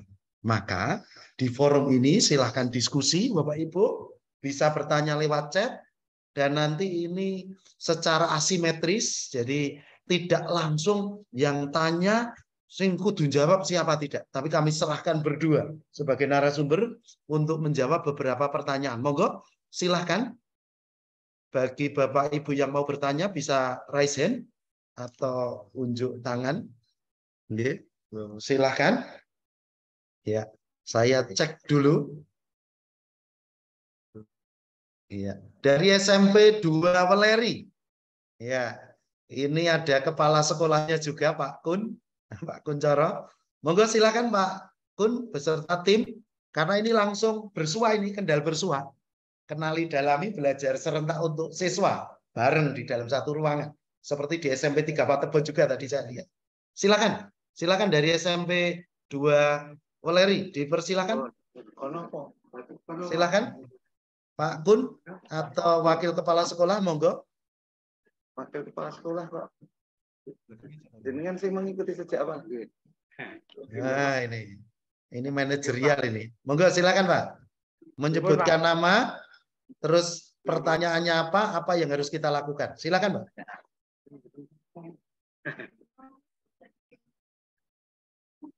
Tentang pemikat itu nanti kuesionernya, loginnya setiap siswa atau masing-masing guru, Pak? Loginnya ya, Pak ya. Ya. Oke, mantap. Oke. Loginnya. Kalau ini mau ditampung dulu atau langsung dijawab, Pak Toro? Langsung dijawab. Alhamdulillah, matur suwun. Monggo Pak Toro. Langsung dijawab saja. Nggih, matur nuwun Bapak. Terkait dengan si pemikat, nanti setiap siswa akan kami berikan sarana untuk login. Kami juga akan atur jadwal Pak nanti. Karena kapasitas server itu terbatas, jadi nanti kami gilir. Mungkin wilayah yang Kendal sebelah barat terlebih dahulu atau sebelah timur terlebih dahulu, nanti kita berikan penjadwalan supaya ketika siswa itu masuk ke aplikasi itu tidak terganggu. Terus kemudian untuk admin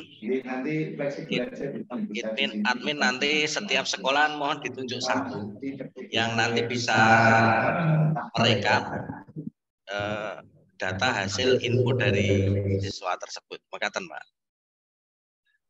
Sudah jelas Pak Rudi Pujianto? Sudah, wah mantap. Sudah tunjuk jempol 2 udah. Itu belum jempol yang kaki itu. Jadi matur suwun Pak Rudi. Oke, terima kasih. Monggo dilanjut berikutnya. Mas Riki, ada yang bertanya lagi Mas Riki? Ya, ini adminnya kan Mas Riki nih, saya ngikuti petunjuk beliau ini. Silakan atau lewat chatroom. Belum ada yang angkat tangan. Oh, ini ada pertanyaan di chatroom. Ini pertanyaannya, monggo bisa dilihat. Bagaimana cara merangkum seluruh kemampuan bakat minat siswa? Ini dari Bung Atemi, SMP Negeri 1 Sukorjo. Monggo ini yang mau menjawab, monggo silahkan. Kami serahkan berdua narasumber kita yang hebat, mantap. Ada pertanyaan lagi nih dari Bu Ratna Widuri. Mohon Pak Sas, Pak Toro bisa membagikan materi webinar ini ke sekolah-sekolah agar kami semakin jelas dan segera menindaklanjuti. Monggo, silakan. Terkait dengan materi yang untuk si pemikat webinar ini sudah kami sampaikan di chatroom. Nanti kami sampaikan juga melalui MKKS atau pengawas. Siap. Materi yang si pemikat. Kemudian bagaimana merangkum nanti begini Ibu, secara aplikasi setiap sekolah kan kami berikan login untuk admin. Satu admin ya, satu sekolah. Oke. Nanti bisa merangkum seluruh hasil siswa yang sudah melaksanakan atau mengikuti step pemikat itu. Contohnya individualnya seperti ini. Saya sedikit share screen ya. Contohnya untuk hasil perorangannya seperti ini. Jadi ini saya tadi sempat nyoba. Ini untuk aspek bahasa, misalnya ini nilainya 100, kemudian 100% ya, matematika 100, IPA ada juga IPS 66% sekian. Ini nanti masih kita bisa perbaiki aplikasinya supaya komanya tidak terlalu banyak. Berarti siswa tersebut memiliki kecenderungan misalnya, karena ini saya tadi menjawab secara singkat saja, bahasa tersebut kecenderungan siswa tersebut 100%. Tetapi untuk mapel IPS secara minat dan bakat yang bersangkutan ada sedikit minat bakatnya tidak sebesar dengan mapel yang lain. Juga yang bersangkutan juga memiliki minat bakat yang kurang tertarik terhadap seni teater misalnya, dengan nilai yang seperti ini.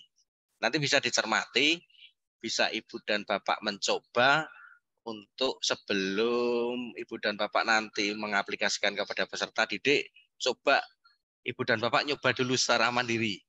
Dicoba dites meskipun ini kuesionernya untuk usia 12 sampai dengan 15 atau di jenjang SMP, ini untuk mengetahui saja tampilan dan apa nanti yang bisa dilakukan manakala nanti peserta didik menemukan hasil seperti yang Ibu dan Bapak coba di aplikasi si pemikat. Jadi ini adalah tampilan individual, kemudian yang tadi kami tampilkan secara kolektif itu hanya bisa diakses melalui login dari masing-masing admin satuan pendidikan. Maka Mbak sementara itu. Terima kasih Pak Toro. Dari penanya sudah bisa dipahami ya, ternyata datanya sangat lengkap per individu. Hanya nanti kalau rekapan itu satu sekolah satu ya. Jadi nanti siapkan, Bapak Ibu silakan disiapkan. Karena di sini ada kepala sekolah, monggo dapat menyiapkan satu orang yang nanti ditunjuk sebagai admin yang nanti akan mengolah ini. Ini ada pertanyaan menarik. Kelihatannya ini yang berpetualang yang harus jawab ini Pak Sas, ini Pak Sas. Ada pertanyaan menarik Pak Sas.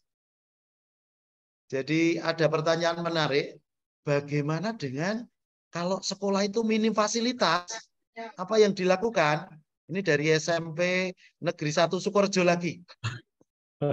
Monggo Pak Sas. Baik.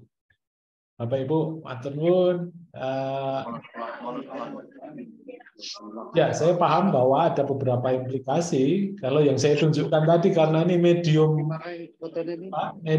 komunikasi kita menggunakan teknologi, maka saya menggunakan contoh yang berbasis teknologi ya. Tadi makanya bentuknya buku ya buku yang elektronik, lalu video, lalu itu. Nah, pada prinsipnya teknologi yang ada untuk membantu mengembangkan potensi itu kan memimik atau menirukan apa yang ada di lingkungan kita ya. Jadi kalau tadi videonya tentang permainan bola basket, kalau tidak ada video gimana Pak? Ya langsung saja praktek. Yang visual bisa melihat dulu gitu kan ya. Bisa melihat siapa? Melihat mereka yang kinestetik, yang memang kecenderungannya kalau tidak mencoba itu belum bisa belajar dengan optimal begitu. Lalu yang kalau yang auditory atau menggunakan teksnya kan tidak harus elektronik ya. Ya.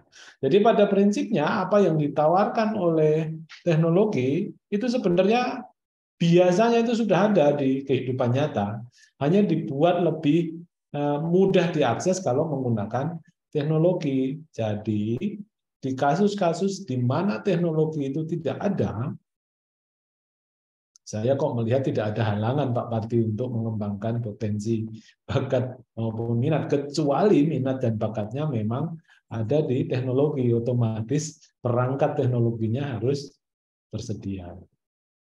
Itu Pak Parti. Terima kasih Pak Sas. Semoga semakin membingungkan Pak Sas. Karena kalau dalam kebingungan biasa terlalu belajar. Enggak punya file video apa itu? Langsung praktik saja. Gurunya yang mempraktikkan misalnya. Bisa dipahami Pak Slamet Riyadi? Atau ada pertanyaan lanjutan? Moga Pak Slamet Riyadi dari SMP Negeri 1 Sukorejo yang baru saja bertanya terkait bagaimana minat dan bakat siswa bisa terakomodir ketika minim fasilitas, bahkan instrumen belum punya. Silakan Pak. Ya, terima kasih atas penjelasannya. Ini kan saya pertanyaan umum saja, kalau di sini fasilitas sudah lengkap Pak. Oh saya gitu. mewakili wilayah mana di suatu sekolahan potensi anak itu potensinya sangat banyak minat dan bakatnya, tapi tidak bisa tersalur karena keterbatasan fasilitas itu. Kalau di sini kan sudah lengkap. Terima kasih. Maksudnya di sini SMP 1 Sukorejo atau di sini di webinar, Pak? Pak Slamet. Di semester Sukarso sudah lengkap Pak. Oh iya. Materi yang belum ada. Oke, sip, mantap Pak. Iya, Selamat terima ya. kasih. Mantap Pak. Ya. Assalamualaikum. Waalaikumsalam warahmatullahi wabarakatuh. Ya. Pak Slamet Riyadi itu tetap tersenyum. Jadi sesuai slogan webinar hari ini. Jadi tetap tertib, sehat, nyaman untuk menindaklanjuti hasil webinar hari ini Pak Sas sama Pak Toro. Jangan khawatir Pak. Monggo berikutnya. Pertanyaan berikutnya. Ada pertanyaan ini Pak Wardi. Oh ya silakan. Silakan. Chat kayaknya ini. Iya, banyak. Siswa si pemikat bisa diakses melalui lab komputer atau HP. Jadi dua-duanya bisa. Oh bisa. Nah, kalau di HP tinggal ketikkan buka Google mawon, ketik si pemikat kendalkap.id, nanti akan diarahkan ke menu-menu yang tadi kami sampaikan, langsung ke kuesioner. Bisa langsung mengisi, tapi ketika nanti selesai mohon hasil dari si pemikat yang individu tersebut disimpan di HP masing-masing. Mohon alamat simpannya juga nanti dicari. Jangan sampai sudah selesai, tapi ternyata setelah dicari hasilnya di HP nggak ketemu. Nah ini kemarin beberapa SMP sempat kebingungan ketika mencari alamat lokasi simpan hasil dari si pemikat itu. Mohon nanti dicek dulu, bisa di screenshot barangkali supaya cetakan dari HP itu tersimpan di HP masing-masing. Yeah. Ini sangat jelas memahami. Matur suwun Pak Toro. Ini ada pertanyaan menarik dan langsung beruntun. Ini ada dari Pak Saiful Anwar. Apakah ada rekomendasi dari hasil pemetaan bakat dan minat siswa yang perlu ditindaklanjuti seperti pada rekomendasi rapot pendidikan? Wah ini dibandingkan dengan rapot pendidikan. Monggo bisa dijawab. Ini Pak Saiful Anwar itu SMP Negeri 2 Brangsong. Ini kalau dengan rapot pendidikan harusnya dengan Pak Pardi ini. Jadi kalau si pemikat ini sebenarnya kan memotret ya Pak. Memotret di snap di waktu tertentu. Ya di situ ada instrumen psikologis, juga instrumen kecerdasan. Jadi menurut saya Ibu dan Bapak, bisa jadi peserta didik itu ketika mencoba hari ini dan 2 bulan ke depan, bisa jadi dengan instrumen yang sama itu hasilnya berbeda. Itu yang pertama. Kemudian atas hasil ini rekomendasinya misalnya tadi kan sudah disampaikan sama Mas Tas. Contoh ini, Ibu dan Bapak untuk cek terkait dengan gaya belajar, terutama kita akan fokus dulu kepada gaya belajar yang hari ini kita bahas, kita sampaikan juga disampaikan oleh Mas Sas bahwa 3 gaya belajar yang pertama itu adalah auditori, kinestetik, dan visual. Itu nanti akan kelihatan di poin 13, 14, dan 15. Kecerdasan linguistik ini lebih banyak kepada kecerdasan bahasa, kecerdasan fungsi matematika ini juga cenderung kepada kecerdasan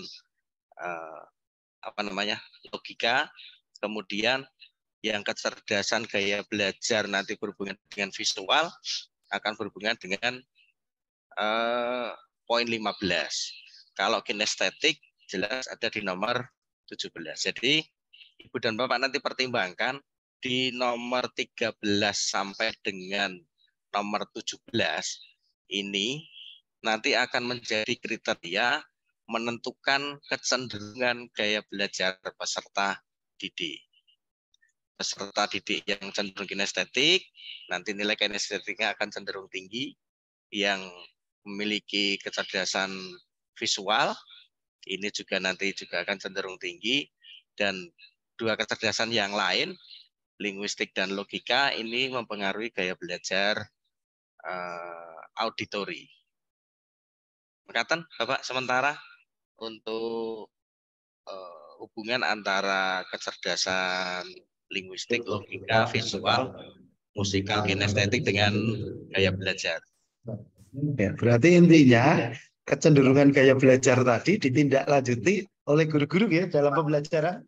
Implikasinya baik strategi maupun metode yang tadi disampaikan Pak Sas secara gamblang tadi, walaupun contohnya baru pejas. Ya. Ini yang seni budaya masih lagi loh Pak Sas, nanti di akhir-akhir harus ditayangkan itu Pak. Linknya sudah ada di chat. Oh ya oke, Matersun, linknya udah di chat. Ada pertanyaan menarik dari Bu Dewi Ratnawati dari SMP Negeri 3 Singorojo. Apakah akun Belajar ID bisa dipakai di dalam kegiatan ini lah? Monggo, kalau ini yang pembangun aplikasinya saya tidak berani jawab ini. Monggo. Jadi Ibu dan Bapak, ini tidak terkait dengan akun Belajar. Ini adalah aplikasi secara terpisah, tetapi kami akan batasi satu peserta didik itu hanya bisa mengisi 1 kali. Sementara begitu. Jadi kalau misalnya nanti akan melakukan lagi, misalnya saya hari ini akan sudah melakukan, saya kok dirasa wah kemarin saya konsentrasinya nggak penuh, emosi saya kurang stabil, saya pengen mengisi lagi, nanti silahkan laporkan ke kami untuk kami delete dulu database-nya, Bu. Kami sesuaikan database-nya supaya kalau NISN nama siswa itu tercatat pernah mengisi, secara otomatis akan ditolak oleh sistem. Berkatan. Ya, semakin jelas ya Bu Dewi, bisa dipahami. Jadi ini akun tersendiri dan saya minta bantuan nanti setelah ini ya harus ditindaklanjuti bareng-bareng, komunikasi intensif dengan bidang SMP biar langkah besar ini bisa terlaksana dengan baik. Ada catatan menarik ini dari penanya di chat ini banyak, ada 3 yang menanyakan, lah kalau sekolahnya tidak memperbolehkan siswa bawa HP terus saya pakai apa untuk menggunakan inilah, ini mungkin bisa diceritakan best practice mungkin dari Pak Toro maupun dari Pak Sas. Nah, ya, contoh-contoh praktik baik yang pernah dilakukan ketika tidak menggunakan HP begitu. Monggo silakan. Monggo berdua secara asimetris, monggo kami persilakan. Mumpung masih puasa jadi nggak ada hidangan, jadi hidangannya adalah berpikir. Monggo. Saya dulu.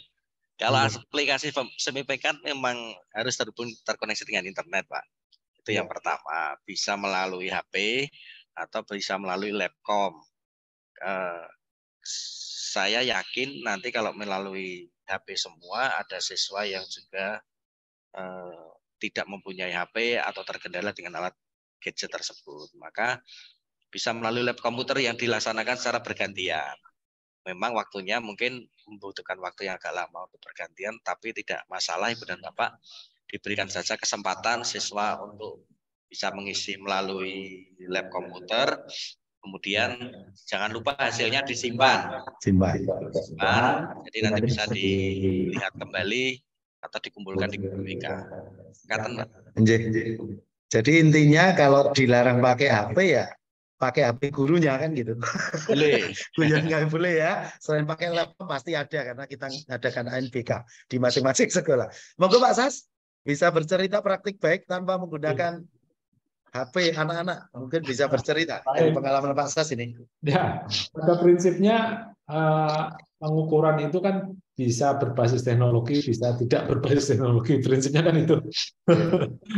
Memang kita bisa mengambil alternatif misalnya di kasus atau di konteks yang sangat ekstrim, di mana akses ke teknologi hampir tidak ada, berarti mau tidak mau kita harus pakai cara tradisional gitu ya, mengambil datanya secara fisik begitu. Hanya secara fisik itu memang tidak mungkin efektivitasnya bisa sama, tapi efisiensinya jelas sangat berbeda gitu ya. Karena nanti bisa jadi karena mengisinya secara fisik, secara langsung, misalnya pakai kuesioner berbasis kertas, paper based, seperti itu. Tapi kan mindah lagi ke aplikasi, ya, otomatis proses perpindahan informasi belum tentu itu lancar, ya, pilihannya bisa jadi berbeda, dan belum lagi nanti hasil proses perpindahannya sendiri juga rentan dengan gangguan begitu ya. Jadi itu yang catatannya kalau memang masih akan disediakan pilihan tidak berbasis teknologi, gitu ya. Tapi yang kedua, Bapak Ibu, kalau itu ternyata akses ke teknologi ada, tapi satuan pendidikan memutuskan untuk membatasi akses terhadap teknologi karena punya misi dan visi misi khusus yang memang tidak memungkinkan untuk menggunakan perangkat teknologi bagi peserta didik di sekolah, khususnya yang perangkat personal atau pribadi gitu.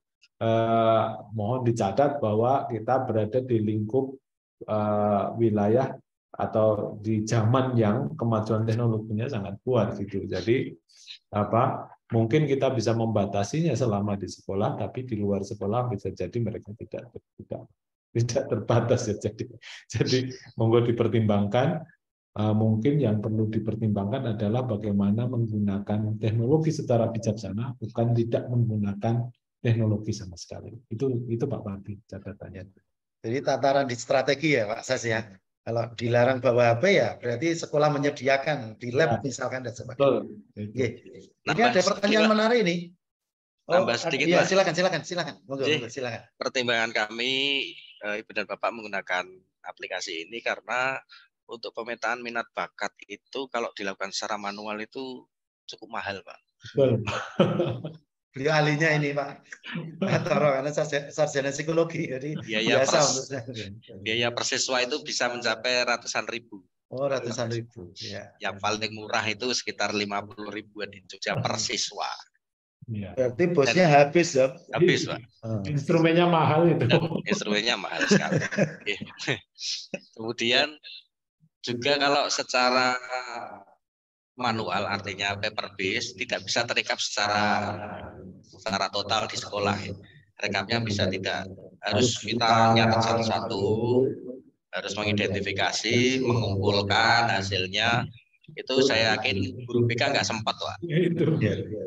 Ngitung satu-satu, kemudian kecenderungannya apa, mengelompokkan siswa yang kecerdasannya bahasa, itu sangat tidak mungkin. Waktunya habis. Karena itu ini adalah membuat sesuatu yang mahal itu menjadi murah dan mudah gitu. Bisa diaplikasi di Kabupaten Kendal. Sementara kami di Kabupaten Kendal dulu, kabupaten lain jangan isi dulu nih. Iya. Sementara untuk Kendal sih, biar unggul. Makasih, penjelasan sangat konkret ini dan bisa dilakukan. Ada pertanyaan menarik lagi nih Pak Sas, Pak Toro. Ini yang kedua ini Pak Ainul Fajri ini dari SMP Kanisius Weleri.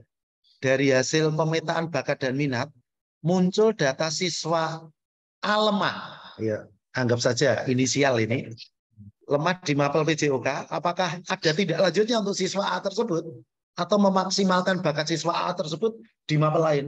Monggo ini pertanyaan praktisi kalau saya jawab ya ini seperti teorinya ikan. Jadi sekurus-kurusnya ikan masih punya daging, jadi segemuk-gemuknya masih ada tulang. Jadi itu saja. Pokok dijawab Pak Sas, Pak. Toro saya tidak berani jawab.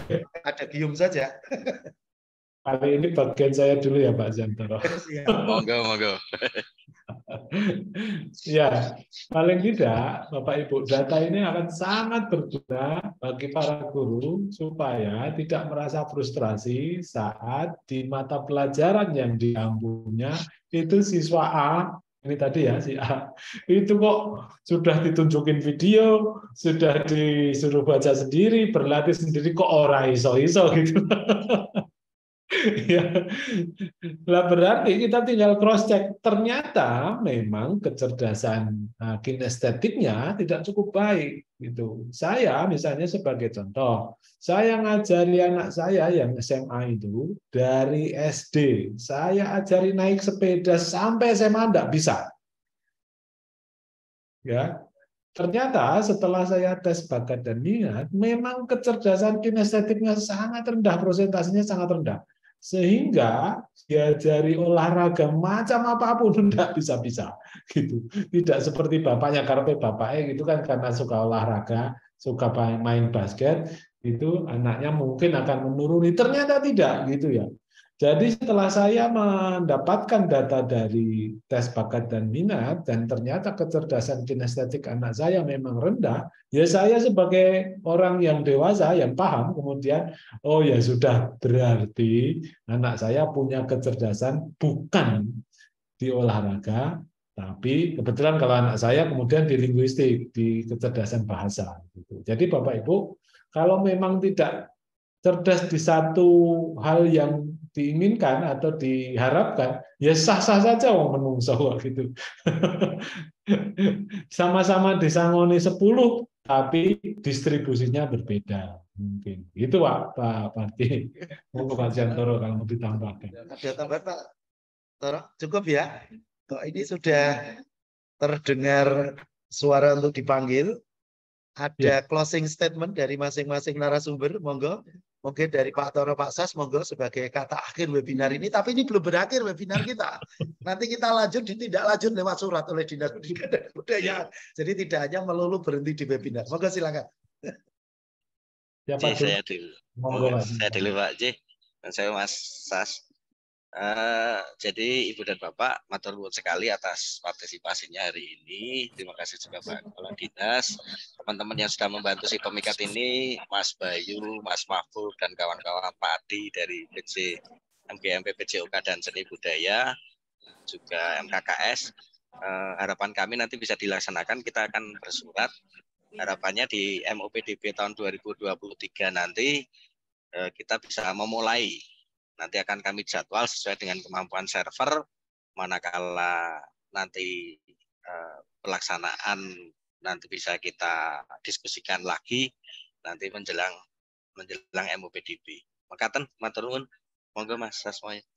Baik, matur nuwun Bapak Ibu. Ini cerita saja ya. Bapak Ibu, saya dulu pemain basket. Saya main basket cukup lama. 27 tahun saya main basket. Nah, Bapak Ibu, hanya karena saya minat saya sangat kuat, minat dan bakat saya sangat kuat di main basket, bukan berarti saya tidak perlu belajar yang lainnya. Karena apa?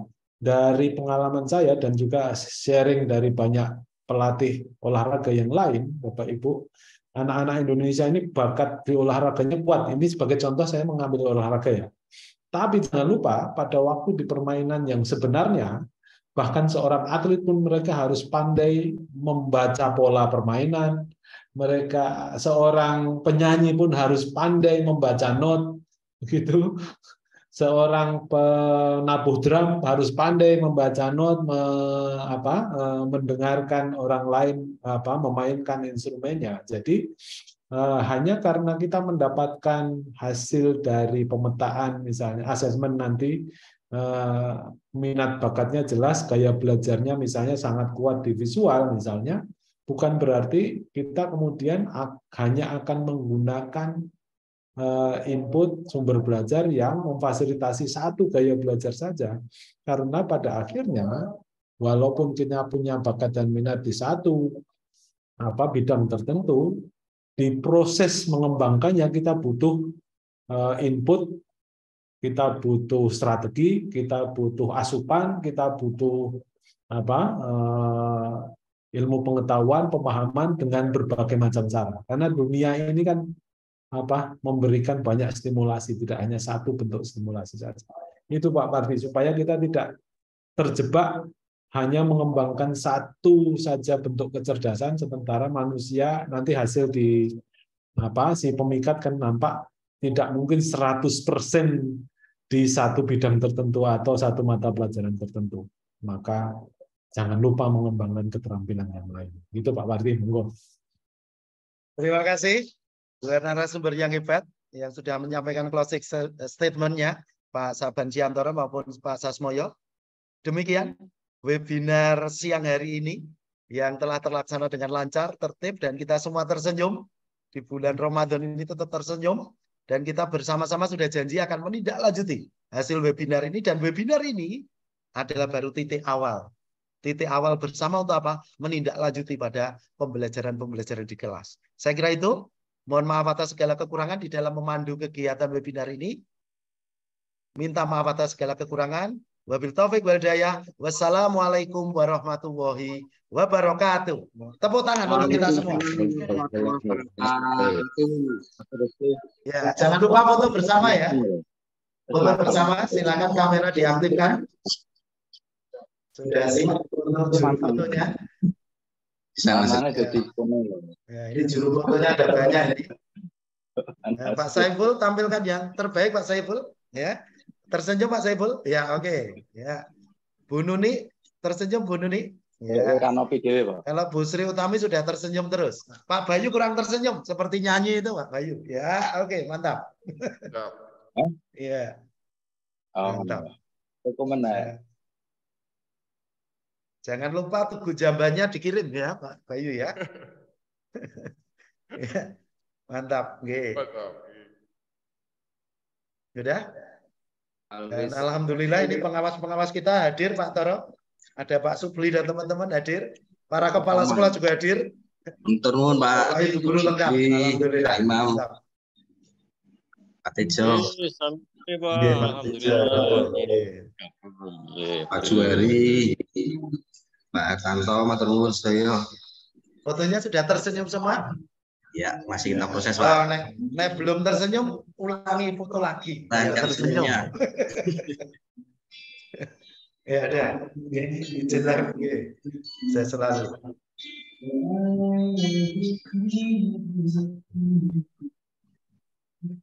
Sambung, Mbak.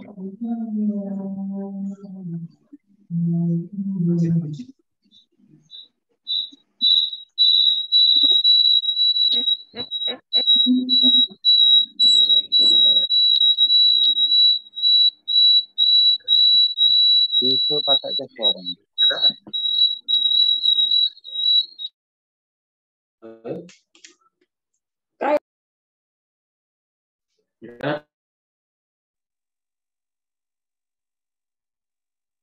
Terus keluar nggak? Sampun terikat semua. Matur nuwun, rawuh ibu. Selamat berpuasa. Berpuasa. Izin live meeting.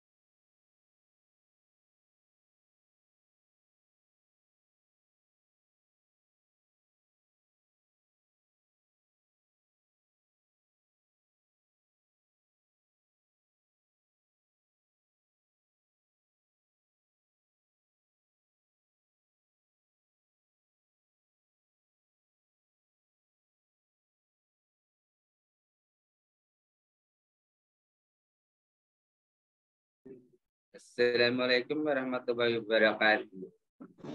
Waalaikumsalam.